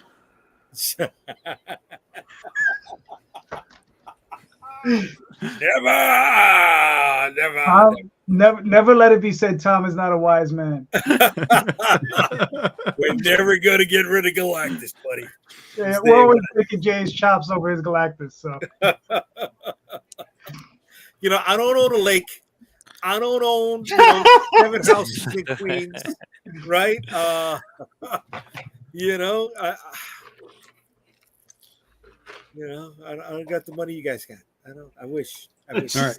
Can we talk about the stuff that Carl brought up? Because he brought up some interesting points. Yeah, let's go. I want to run over him because a lot of what you said, I often heard the same thing, and in some cases, I'm a student of Kickstarter. Like I watch sort of trends and the weird things that are happening. It's weird right now, and it was weird last year, and it's weird again. But some of the specifics were timing around holidays and such. Now, I don't buy into that at all in any capacity. Used to be that people talked about Thanksgiving and sort of Christmas periods are going to be wonky. But over the last few years, I've watched people come in that are now the caveat is they are people that have been doing this for a while, like a Pat Shan, for example. It's not just somebody coming in like, hey, I'm just going to do something in December, but like guys that have a following, that have an audience that are like, I want your stuff. They have been coming into this space in November and December regularly now with projects and doing equal numbers. Like they're not seeing drop-offs, right? Makes sense. So for me, I kind of did the same thing. I was like, let me try this and see what happens. And we did this a couple of times with Princesses versus Zombies that would run over Thanksgiving period. We didn't go into December yet, but we did over Thanksgiving. And we've seen no loss of backers. We've seen no loss of money within that using that month. October used to be sort of like the and again, this is all just my experience. I'm just telling you what I've experienced. October used to be sort of our deadline. Let's do October and then we'll leave those 2 months out. But I started to watch people just hit it out of the park. One of the reasons is because everybody assumes it's not going to work. So the amount of projects drops down. So you can easily be the big fish in the small pond. In those periods of time, which then leads to January. Everybody's Tom, can I just say something real quick? Because sure. you're wrong. Don't launch in December. You guys are gonna fail completely. But the Oswald Chronicles will be up. He's the canary in the coal mine, right? So then that brings to January. Just and January, just edit all this out. Yeah, January is the most Edit all this interesting one out. because, like Carl said, people are tired. They don't want to do another one. I'm giving the secret away. That's why you want to be in January. Yeah. All the people that No I one see else is launching in doing stuff. January, and Yeah. I launch in January all the time, and it is gangbusters in January. And it could be People still because get people are Christmas coming money. out of Christmas with Christmas Okay. bonuses, or Yes. they got Gift money cards. from grandma, whatever it is. But again, the campaign amounts, however many are existing, are super, super low. You can be the big fish in the big pond, or the big fish in the small pond. And I will never not launch in January. Never. But people are afraid of it. They're just, for whatever reason, people are afraid of it. People are afraid of being around 4th of July. People are afraid of being around Thanksgiving, Christmas stuff, which is all things that I believed as well. But I have seen them debunked again with people that have built some sort of a following Yes, in an audience. that's That's the caveat. Yeah, Don't you got think an that you're audience. just don't just think that you're coming in and you're just going to skate around. But if you are in that space in those times, even if you are new, again, the campaign levels are way down. Now, here's the weird part. There has been a very specific ebb and flow of Kickstarter since 2020. It has been spring and summer have been monumental amounts of campaigns happening from like April-ish down to like, August-ish. Well over 300 campaigns live at any given time. That's not happening anymore. This year specifically, well, last year it all changed. Last year, the spring summer went down. It wasn't crashing, but it went down. Incidentally, the average is about 250 a month at any given time. But at the end of the last year, all of a sudden we got to August and it spiked. And it had never done this before. It was the opposite spike. So October and November, now we're seeing a huge spike. We're back up well over 300 campaigns live right now. That happened last year. I was like, what is this? Then we got to January. January was normal. The campaigns went right back down well below 200, so way off the average. But then when we got to the end of February and into March, there was a huge bubble and it went poof. And there was like 300 campaigns again for like 6, almost 8 weeks. But then that went away. And then through the entire spring and summer, all the way down till we got to this bump here, we never really were much higher than 250 through all of the spring and summer of this year. So it flattened. And now we're seeing spikes in the holiday periods for November, October, November, December, and then like in that spring. So, what does all this information mean? Nothing. It means, don't be afraid of the platform, I think is what it means, right? If you are ready to go in January, do it in January. If you are ready to go at tax time, do it. If you are ready to go at 4th of July, do it.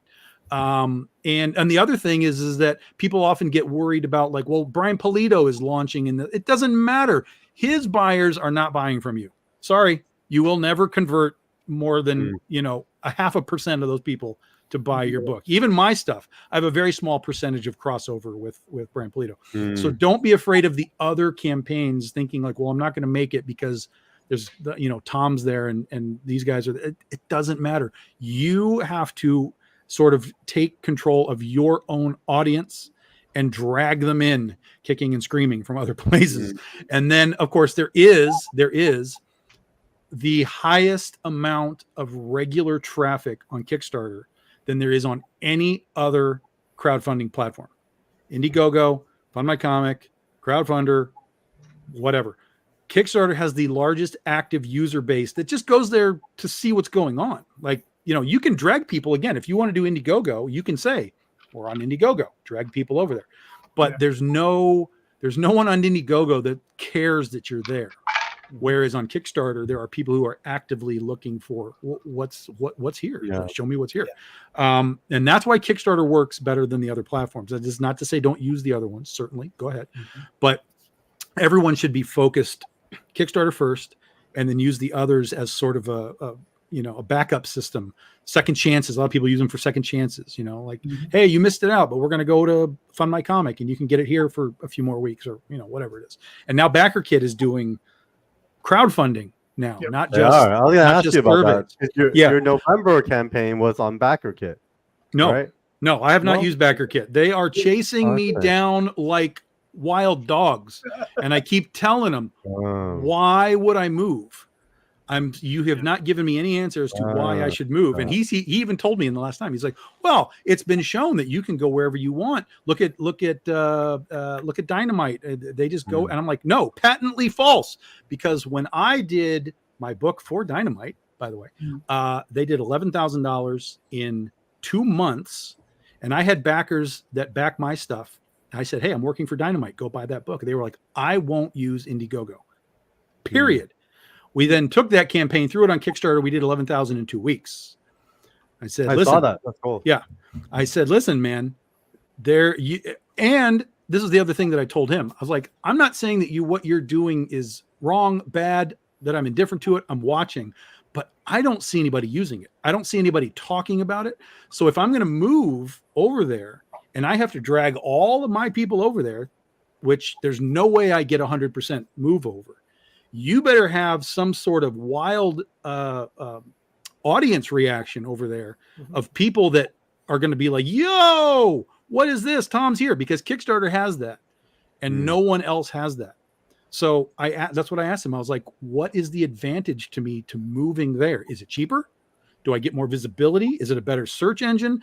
Do you have the ability for me to make a campaign and turn those things into add-ons with the click of a button, which Kickstarter still is not doing? Do you have any advantages for me to move myself and my people over there? And are they going to open up their mailing list to you? Yeah, right, exactly. Why should I go? Why is it better there? And I get no answers. So BackerKit for right now for me is just, I use those for surveys and that kind of stuff. But I'm not going to be like running over there and being like, well, this is the new thing. Yeah. To answer your question, see, for myself, I think as a creative, I think for myself, it's when it comes to me. It's like when I feel, I've done Oswald for a minute, Tall Tales for a minute. And that's why I was like, I came to you, what is it, about a year and a half ago? It was like, you want to do Magi's Grace. And, we got that situation. And we were like, okay, let's, we started working on that. And now I'm working on Dreamweavers because it's something that I just want to complete. Right. So it's like, okay, I feel now is the time that I do it and, it'll be all right. So yeah, I mean, as a creative, it's when I feel ready, right? I mean, as weird as that sounds, because I don't, the whole marketing thing, I don't concern myself with it because, like I said, I'm a hobbyist, so it's all about creation and feeding my own ego, at this point. So and it just, listen, it's what I enjoy doing, and funny, I don't know if this is true for anybody else. If I'm not running a campaign, I don't feel like I'm doing anything. It feels like I'm standing. Like it feels like if that's your sales platform and you're not really selling anywhere else, then 100%. That makes sense. Yeah, that makes sense. Actually, I had a question for the whole panel, for the whole crew. So at Baltimore, there was a dude who literally pulled me aside and lectured me for like 15 minutes. And his lecture comprised of, hey, I see what you're doing. I love what you guys are doing. But you guys are on Kickstarter. Carl, you're from LA. I'm from Baltimore. I don't buy from your comic book shop like you don't buy from mine. So why would you have to only run this on Kickstarter? Why aren't you bringing this on Indiegogo? Why aren't you bringing on this to BackerKit? Why are you? And I was like, well, I have to pick, the best, kind of like what Tom was saying. I have to go where like the traffic is. And he's like, no, why can't you just run the Kickstarter and then run a Fund My Comics and then run a crowdfunder? You and can. Like, man, that seems like a lot of work. Do you guys do that? I mean, just super curious. Have you guys done that before? I don't do it, but I know a lot of people that do it. Here's why you don't do it. This is the only reason you don't do it.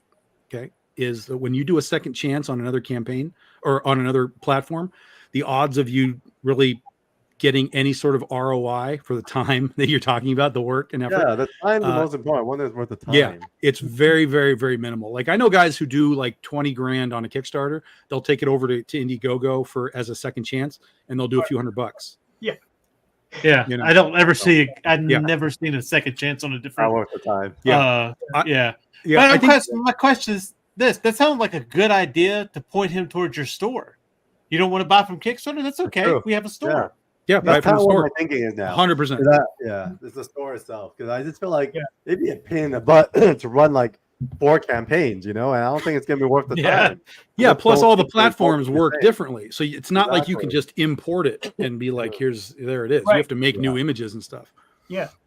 And that's really the tough part is like, it's like, okay, if you have 15 levels or 20 levels of rewards plus the add-ons, right? And then do you want to do a new video, right? And then do you want to make new graphics and do all that stuff over again? And it's like Tom said, if the specs are different, you got to go back into Photoshop, readjust everything, and it's just more time you're spending on it. If you could just drag and drop, that would be convenient. Yes. If you could just import the old one from someplace else and just dump it in, then that would be cool. But none of them work like that. So so the answer is Well, yes, you it's can do nice- it. well, Yeah, I mean, it's 100%. nice You that can do it. Kickstarter It's- can. Go ahead, Aaron. I keep I mean, cutting you off. Go ahead. yes. Sorry. Well, it's nice that Kickstarter has actually allowed you to import old rewards. So if you do have a continuation series, you can import rewards from the previous issue into the new one. It would be nice if it's a lot more streamlined and easier, but at least that's an option where if you're going to go to another platform, you have to start everything again. Mm-hmm. And I did it on Indiegogo for Blood and Fire. I'm never doing it again. It was just a waste of time. Right. Yeah. I've done some Indiegogos. I've made a little bit of money, but it is a completely different crowd.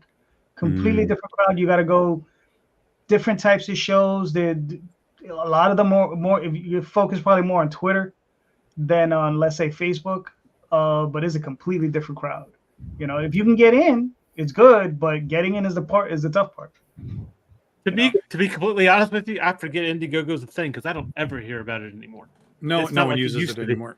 It's dead, I haven't right? heard about it It's in pretty years. dead. Yeah. I don't hear The about it at only- all. Yeah, the only platform that I see anyone getting traction with is Fund My Comic. Is the only one that I hear any sort of like success stories with. But again, those aren't second chance offers. They're literally using that as their starting point versus Kickstarter. So they're able to drag their customers over and be like, this is where we do it. And they've had success there. So, I keep asking, like, well, you can't do this on Kickstarter and maybe get more because there's a larger, user base for the platform. And they're like, well, this is just where we are. And I'm like, okay, I mean, that's fine. But that for anyone who's asking, that is the only one that I've seen that has any sort of legitimate like foothold as to being a potential viable candidate in any capacity. All right, cool. C, do you want to answer your own question or are you good? No, I think. I kind of agree with Tom on this. At least get two issues out of one series before you decide to launch another one. Make them, let people know that you're actually going to finish a story before you start another one. Because then you end up like early. Well, we won't mention that other '90s company, but where they had a whole bunch of number ones and everybody just disappeared. So you don't want to end up. Yeah, Which '90s company is it? There's a bunch of them. Oh no, you know which one we're talking about. Oh, The one, the one that made their money off of one. And then Name it. Name it. This is what we do here. No, What are we talking Oh, about? this is Image. This is straight up Image. This is what the problem they had with Image is people were making a whole bunch of money off of number ones, and then they couldn't get their creators together again to make another one because they were making more money in one number one issue than they were in Well, sure, but that was also a completely different world of speculation. speculation. Absolutely. And, they played the speculator game and they played it perfectly. And that's all they were worried about. Yeah. Oh, absolutely. Yeah, no, true. There's a comment on Instagram coming in, and I'm sorry, the Instagram's feed is not going directly to the the StreamYard. But one of the comments on Instagram is, "How do you all feel about the app Whatnot?" Right. This is coming from Savvy Designs. Does that platform help you with your business in any way? That is the Never- business in never heard itself, of from it. what I hear. Some guys are like deep in it and they just sell a ton of stuff. But from what I hear, it's getting hammered by eBay Live because Yeah, eBay Live is going to demolish it. But there you go. Whatnot Yeah. is conceptually good, but it's all based on hype. All of Yeah. it is based on hype. You have Right. to drive again. You have to drive people there. You have to create hype for your product. It's all most of the time you'll go in and watch those things and they'll be like, "Hey, we're giving away free things and free things." I'm like, Right. "Are you like selling anything? Like, Yeah, what's going on here?" This is weird for Whatnot, but Carl, were you at New York Comic Con in 2018 or 2019? I was at both. Yeah. All right. So do you remember Whatnot had a big a boxing ring on the center floor, in the I center don't room, remember that. and they were doing live Whatnots at New York Comic Con, but announcing it like it was a primetime fight. And That's hilarious. so they know how to generate attraction, Yeah. right? How to generate engagement, but on a regular basis, I don't know. I know They raised a ton of money. They did really well over pandemic. They killed it. Yeah. Yeah. It is a hustle, K-pop, except that, like, for example, if you go to, I mean, it's always a hustle, certainly. But if you're doing a lot, for example, I do a lot of live Facebook stuff, and that just goes right directly to my people. My people all get a notice. Hey, Tom's live. What's he doing? He's selling books. He's talking. He's whatever. So I would much rather just talk directly to the people that are following me than attempt to tap into a market that doesn't give a shit about what I do. Like most of the time you'll see that guys is like, hey, we're selling J. Scott Campbell, we're selling Jim Lee, we're selling, whatever. And there is some stuff like Scout is on there. They do a lot of stuff on there, Scout Comics. But again, it's all just based on hype at the bottom of it. It's just all hype. You have to build this, oh my God, we have to go over there and get the thing. It's like, oh my God. And when you do that, they're only there for that. They're not going to other people's channels. They're like, hey, let's just see what else is on Whatnot. You have to build that, in for yourself. Right. The thing is, how do you convert those first timers into repeat consumers? Right. I mean, in business, it's harder to retain a customer than it is to get a new one. Sure. Mm-hmm. True. Yeah. All right, gentlemen, I think we kind of hammered this subject. So look, I got something for you guys. Just a couple days ago, it was announced Marvel and DC have lost their trademark to superheroes. Yeah. Something that they've had a stranglehold on for years. How do you guys feel about that? I'm just curious. I don't care. Yeah. Couldn't give two shits. Yeah. I mean, are we suddenly going to see a bunch of books that just say superhero? Like, I mean, it's just not relevant. I had one guy come Was on. it a shared trademark that they had? Like, what's the context? I don't even know what that. Yeah. protects. Yeah. Oh, it's a Yeah, long pretty story. much. That's It's a exactly long, it. Shared. long, dumb story. Yeah. Yeah. I had one guy on. He was in a lawsuit with them, and he was Oh, I the only remember that. reason he dropped the lawsuit was because he was going through a divorce. So he was just like, look, I got to focus on that, and I can't focus on this. But he did settle with them, and he ended up being able to use the term superheroes for his books, right? So I mean, How's he doing now with his books? Huh? How's he doing now with his books? I have no idea. I haven't spoken to him in a minute. Right. I'd have to get in touch with him. But Jay, I mean, because you do superhero books. I do a lot of superheroes, and funny enough, not being able to use the term, whatever, superheroes has forced me to be more creative, call them something else.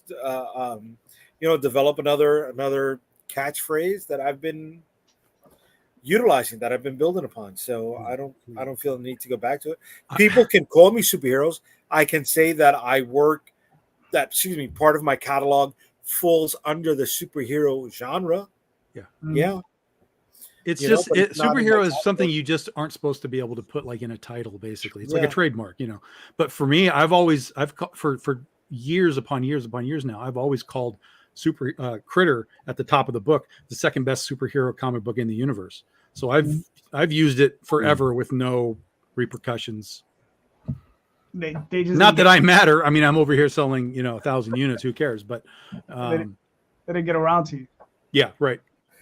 That's all that is. I think I that ducked, was- dipped, dodged, and duct or whatever it is. Yeah. They're too busy. They're too busy getting sold to different companies. That's why. Yeah. Yeah, I didn't even know that was a thing. Yeah. Yeah. I know. Yeah, they've crushed a lot of people on that one. So, Tom, real quick, you got a question? Nope. I have spoken more than enough. Hey, that tonight, was real so. quick. Yeah, quick enough. The superhero question went quick, didn't it? How do you feel about using it, man? Exactly. That was a quick one. All right, listen. Jay, you got another one? I got nothing. Yeah, I got nothing. Oh, come on now.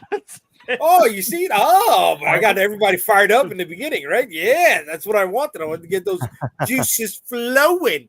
And it wasn't for me to knock anybody. There was no wrong answer. Okay, I got a question for fun since we don't have a lot of time left. Go. I bought a toy the other day and I took a picture of it and I really like it and I'm going to show it to you right now. Dun, dun, dun. It is a little mini, cool. little mini AT-AT from the Playmates, the line.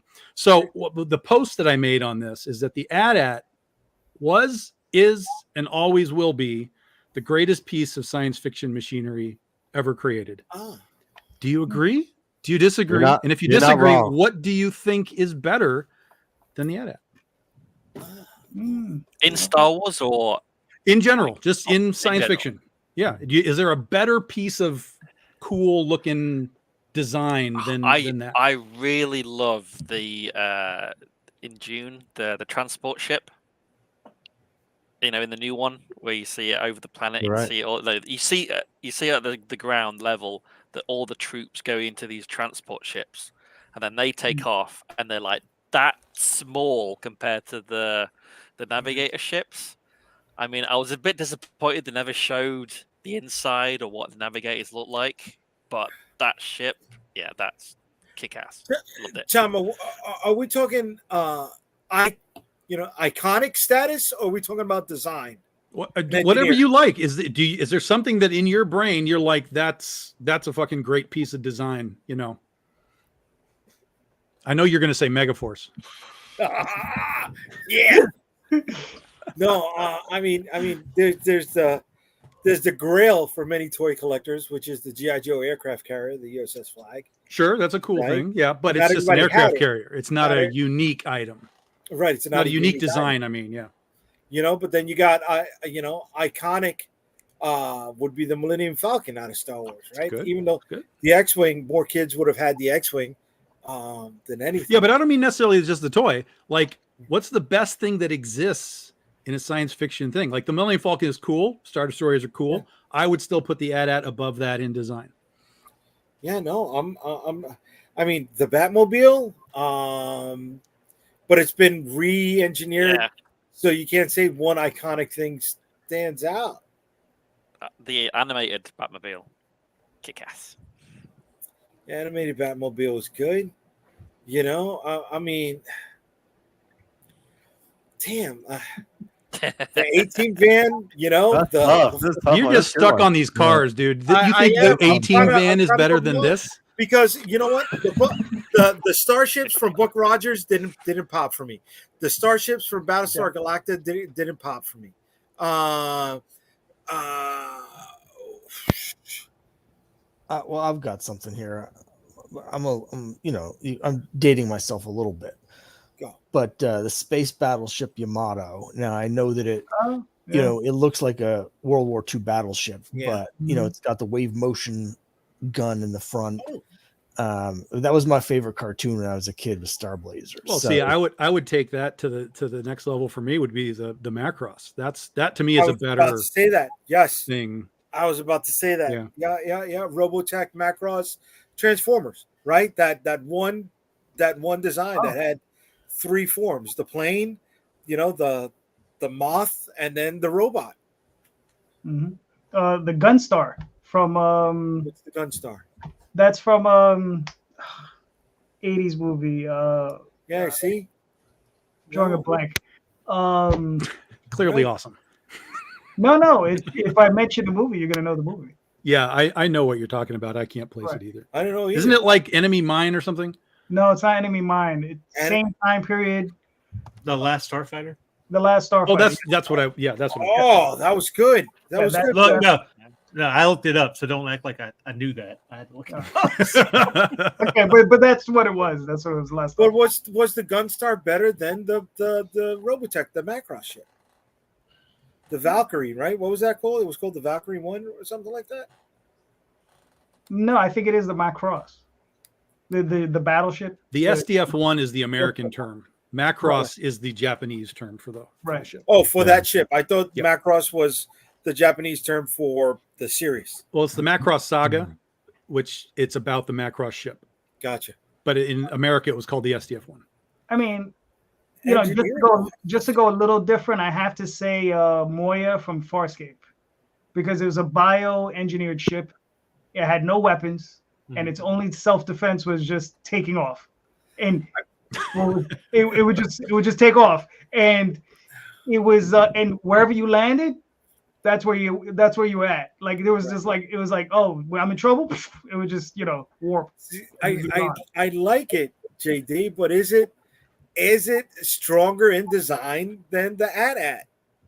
Yeah, I would in design. Yeah, I think so. I don't think so, dude. I love the. Well, AT-AT, but actually, you know what I think is stronger in design is the alien spaceships from War of the Worlds, the 1950s movie. The saucer?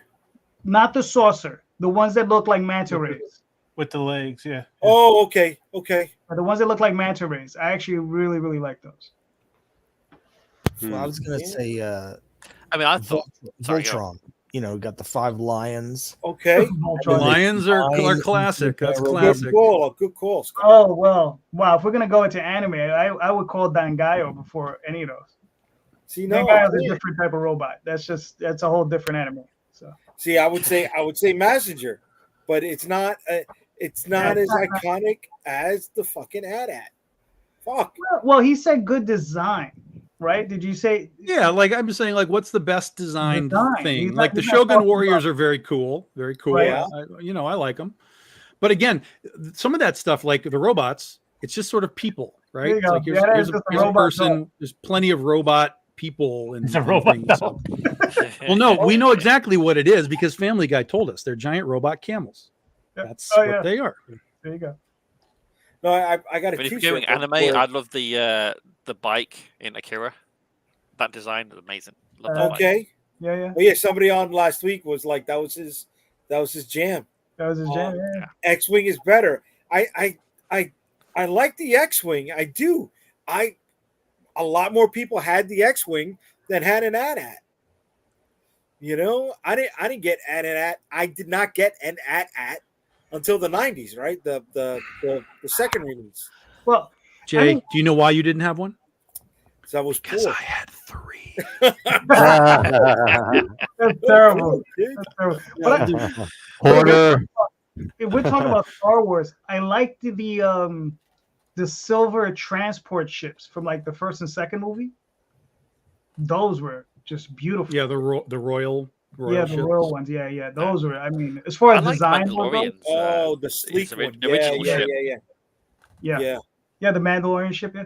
Yeah, the Star Destroyers are great. Yeah, I was about to say, Yeah. I know that they're barely in the movies, but I actually like the design of the Y-wing better than I like the X-wing. I like the Y-wing. Yeah, the I Y-wings, like yeah. the Y-wing. Yeah. And I don't know how deep you guys go, but the B-wing is a wild ship, It right? is. So you've got the cockpit here, and then like the Oh, ship yeah. goes here, Yeah. but the cockpit cool. never moves. The ship moves It moves around the around. cockpit. Yeah. It's crazy. Yeah. I would say then in the third series, that took the style from the B-wing but just became the bomber. The TIE bomber. Oh yeah, I know what you're talking about. No. That the twin sisters were driving. Yeah, no, just for that. What do you mean no? Anything from Last Jedi is a no. just Stop. Stop. Fuck, I'm trying to find a vehicle, dude. And We've had some good answers. we've had some There's good- some Alright. very good answers. Yeah. I mean, I gentlemen. mean, iconic. Yeah, the alien ship. Oh, that's true. Awesome. Yeah, the weird horseshoe thing. Yeah. Or even what was it called? The Sulaco from the What's was that that? the second movie? There was that the the battleship that the Marines Yeah, came the in? Sulaco. Yeah, with all the okay. antenna arrays and stuff. Oh, on so it. then for that, the how about the tank that they were driving? Yeah, the APC. That was pretty cool. Right, that was based off of a Swiss. Bus, or It was a Swiss It was airport. It's an it was airport an airport. mover. It's an airport Yes. mover. Yeah, the tug. Moves Yes. the planes around. Yeah. all right, gentlemen. It's been very fun discussing geek time. Nice.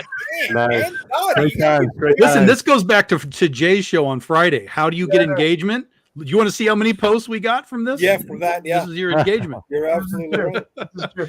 All right, thank you very Don't much, need to talk gentlemen. This about was comics. awesome. See, I didn't like the Buck Rogers fighters. Yeah, some of the bird one. Remember the hawk guy? The Hawk guy. Yeah, Yeah, he had a nice shit. he did. Okay. All right, Aaron, where can we find you and your work, sir? You can find me on Facebook. I have different Facebook groups for all my series. So just type in Anenra, Blood and Fire, Elmar Patrice. You can find me on Instagram as well. Wroblewski Aaron. I know it's hard to spell, but I'm on there. All right, Check us out. cool. Thank you. Carl, where can we find you and your work, sir? 247comics.com, and all our social media is 247comics HQ. All right, very good. Scott, where can we find you, sir?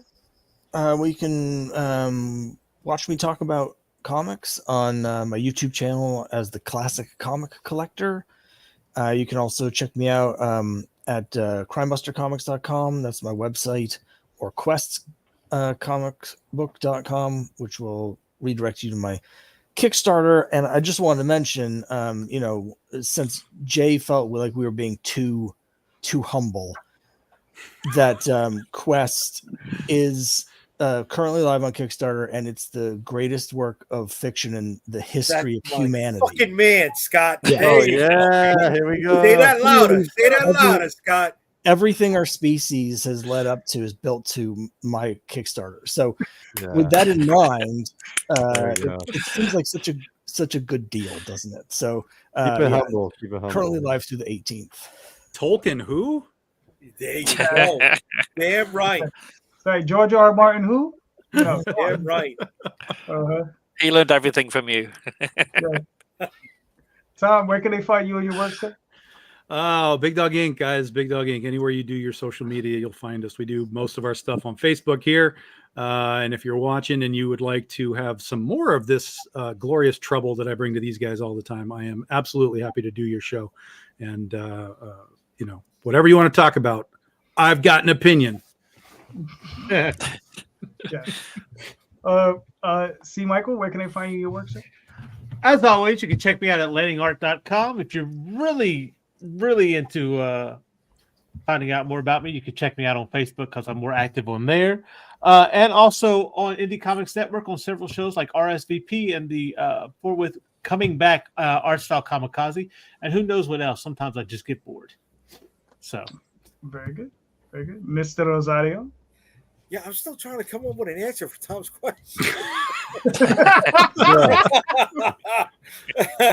Unstoppablecomics.com. You can find all of my social media links on that website. But in 3 weeks, we're going to be at New York Comic Con, booth 1948, Unstoppable Comics. We're going to have books, pins, posters, trading cards, premium cover books. We're going to have Cosplay girls. God, I don't know. I will be there with artist Andres Barrero. We'll be signing copies of Shield of the Interceptor or New York versus the World. He'll be doing sketch covers. You can put your orders in early for that stuff, and we're gonna have a great time. We're gonna party. Come on through booth 1948, Unstoppable Comics. All right. And Jay, listen, if you can't find someone to do your cosplay Statue of Liberty, I would suggest you do it. do it. Yeah, okay. Yeah. I think you could do it. Never mark out for your own stuff. That's it. All right. Too late. I've already seen you do it. Too late.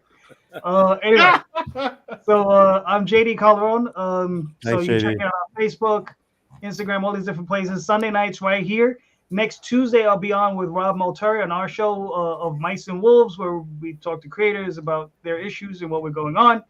Currently have the Oswald Chronicles currently on Kickstarter.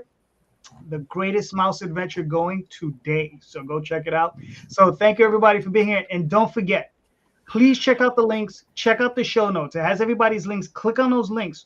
All of these creators, fantastic creators doing great books. Go pick up those books, man. These creators deserve your support. They're great creators. They're doing great books. Thank you so much, everybody. And don't forget, read more indie comics, buy more indie comics, especially ours. Have a good night. They're the best. Yeah.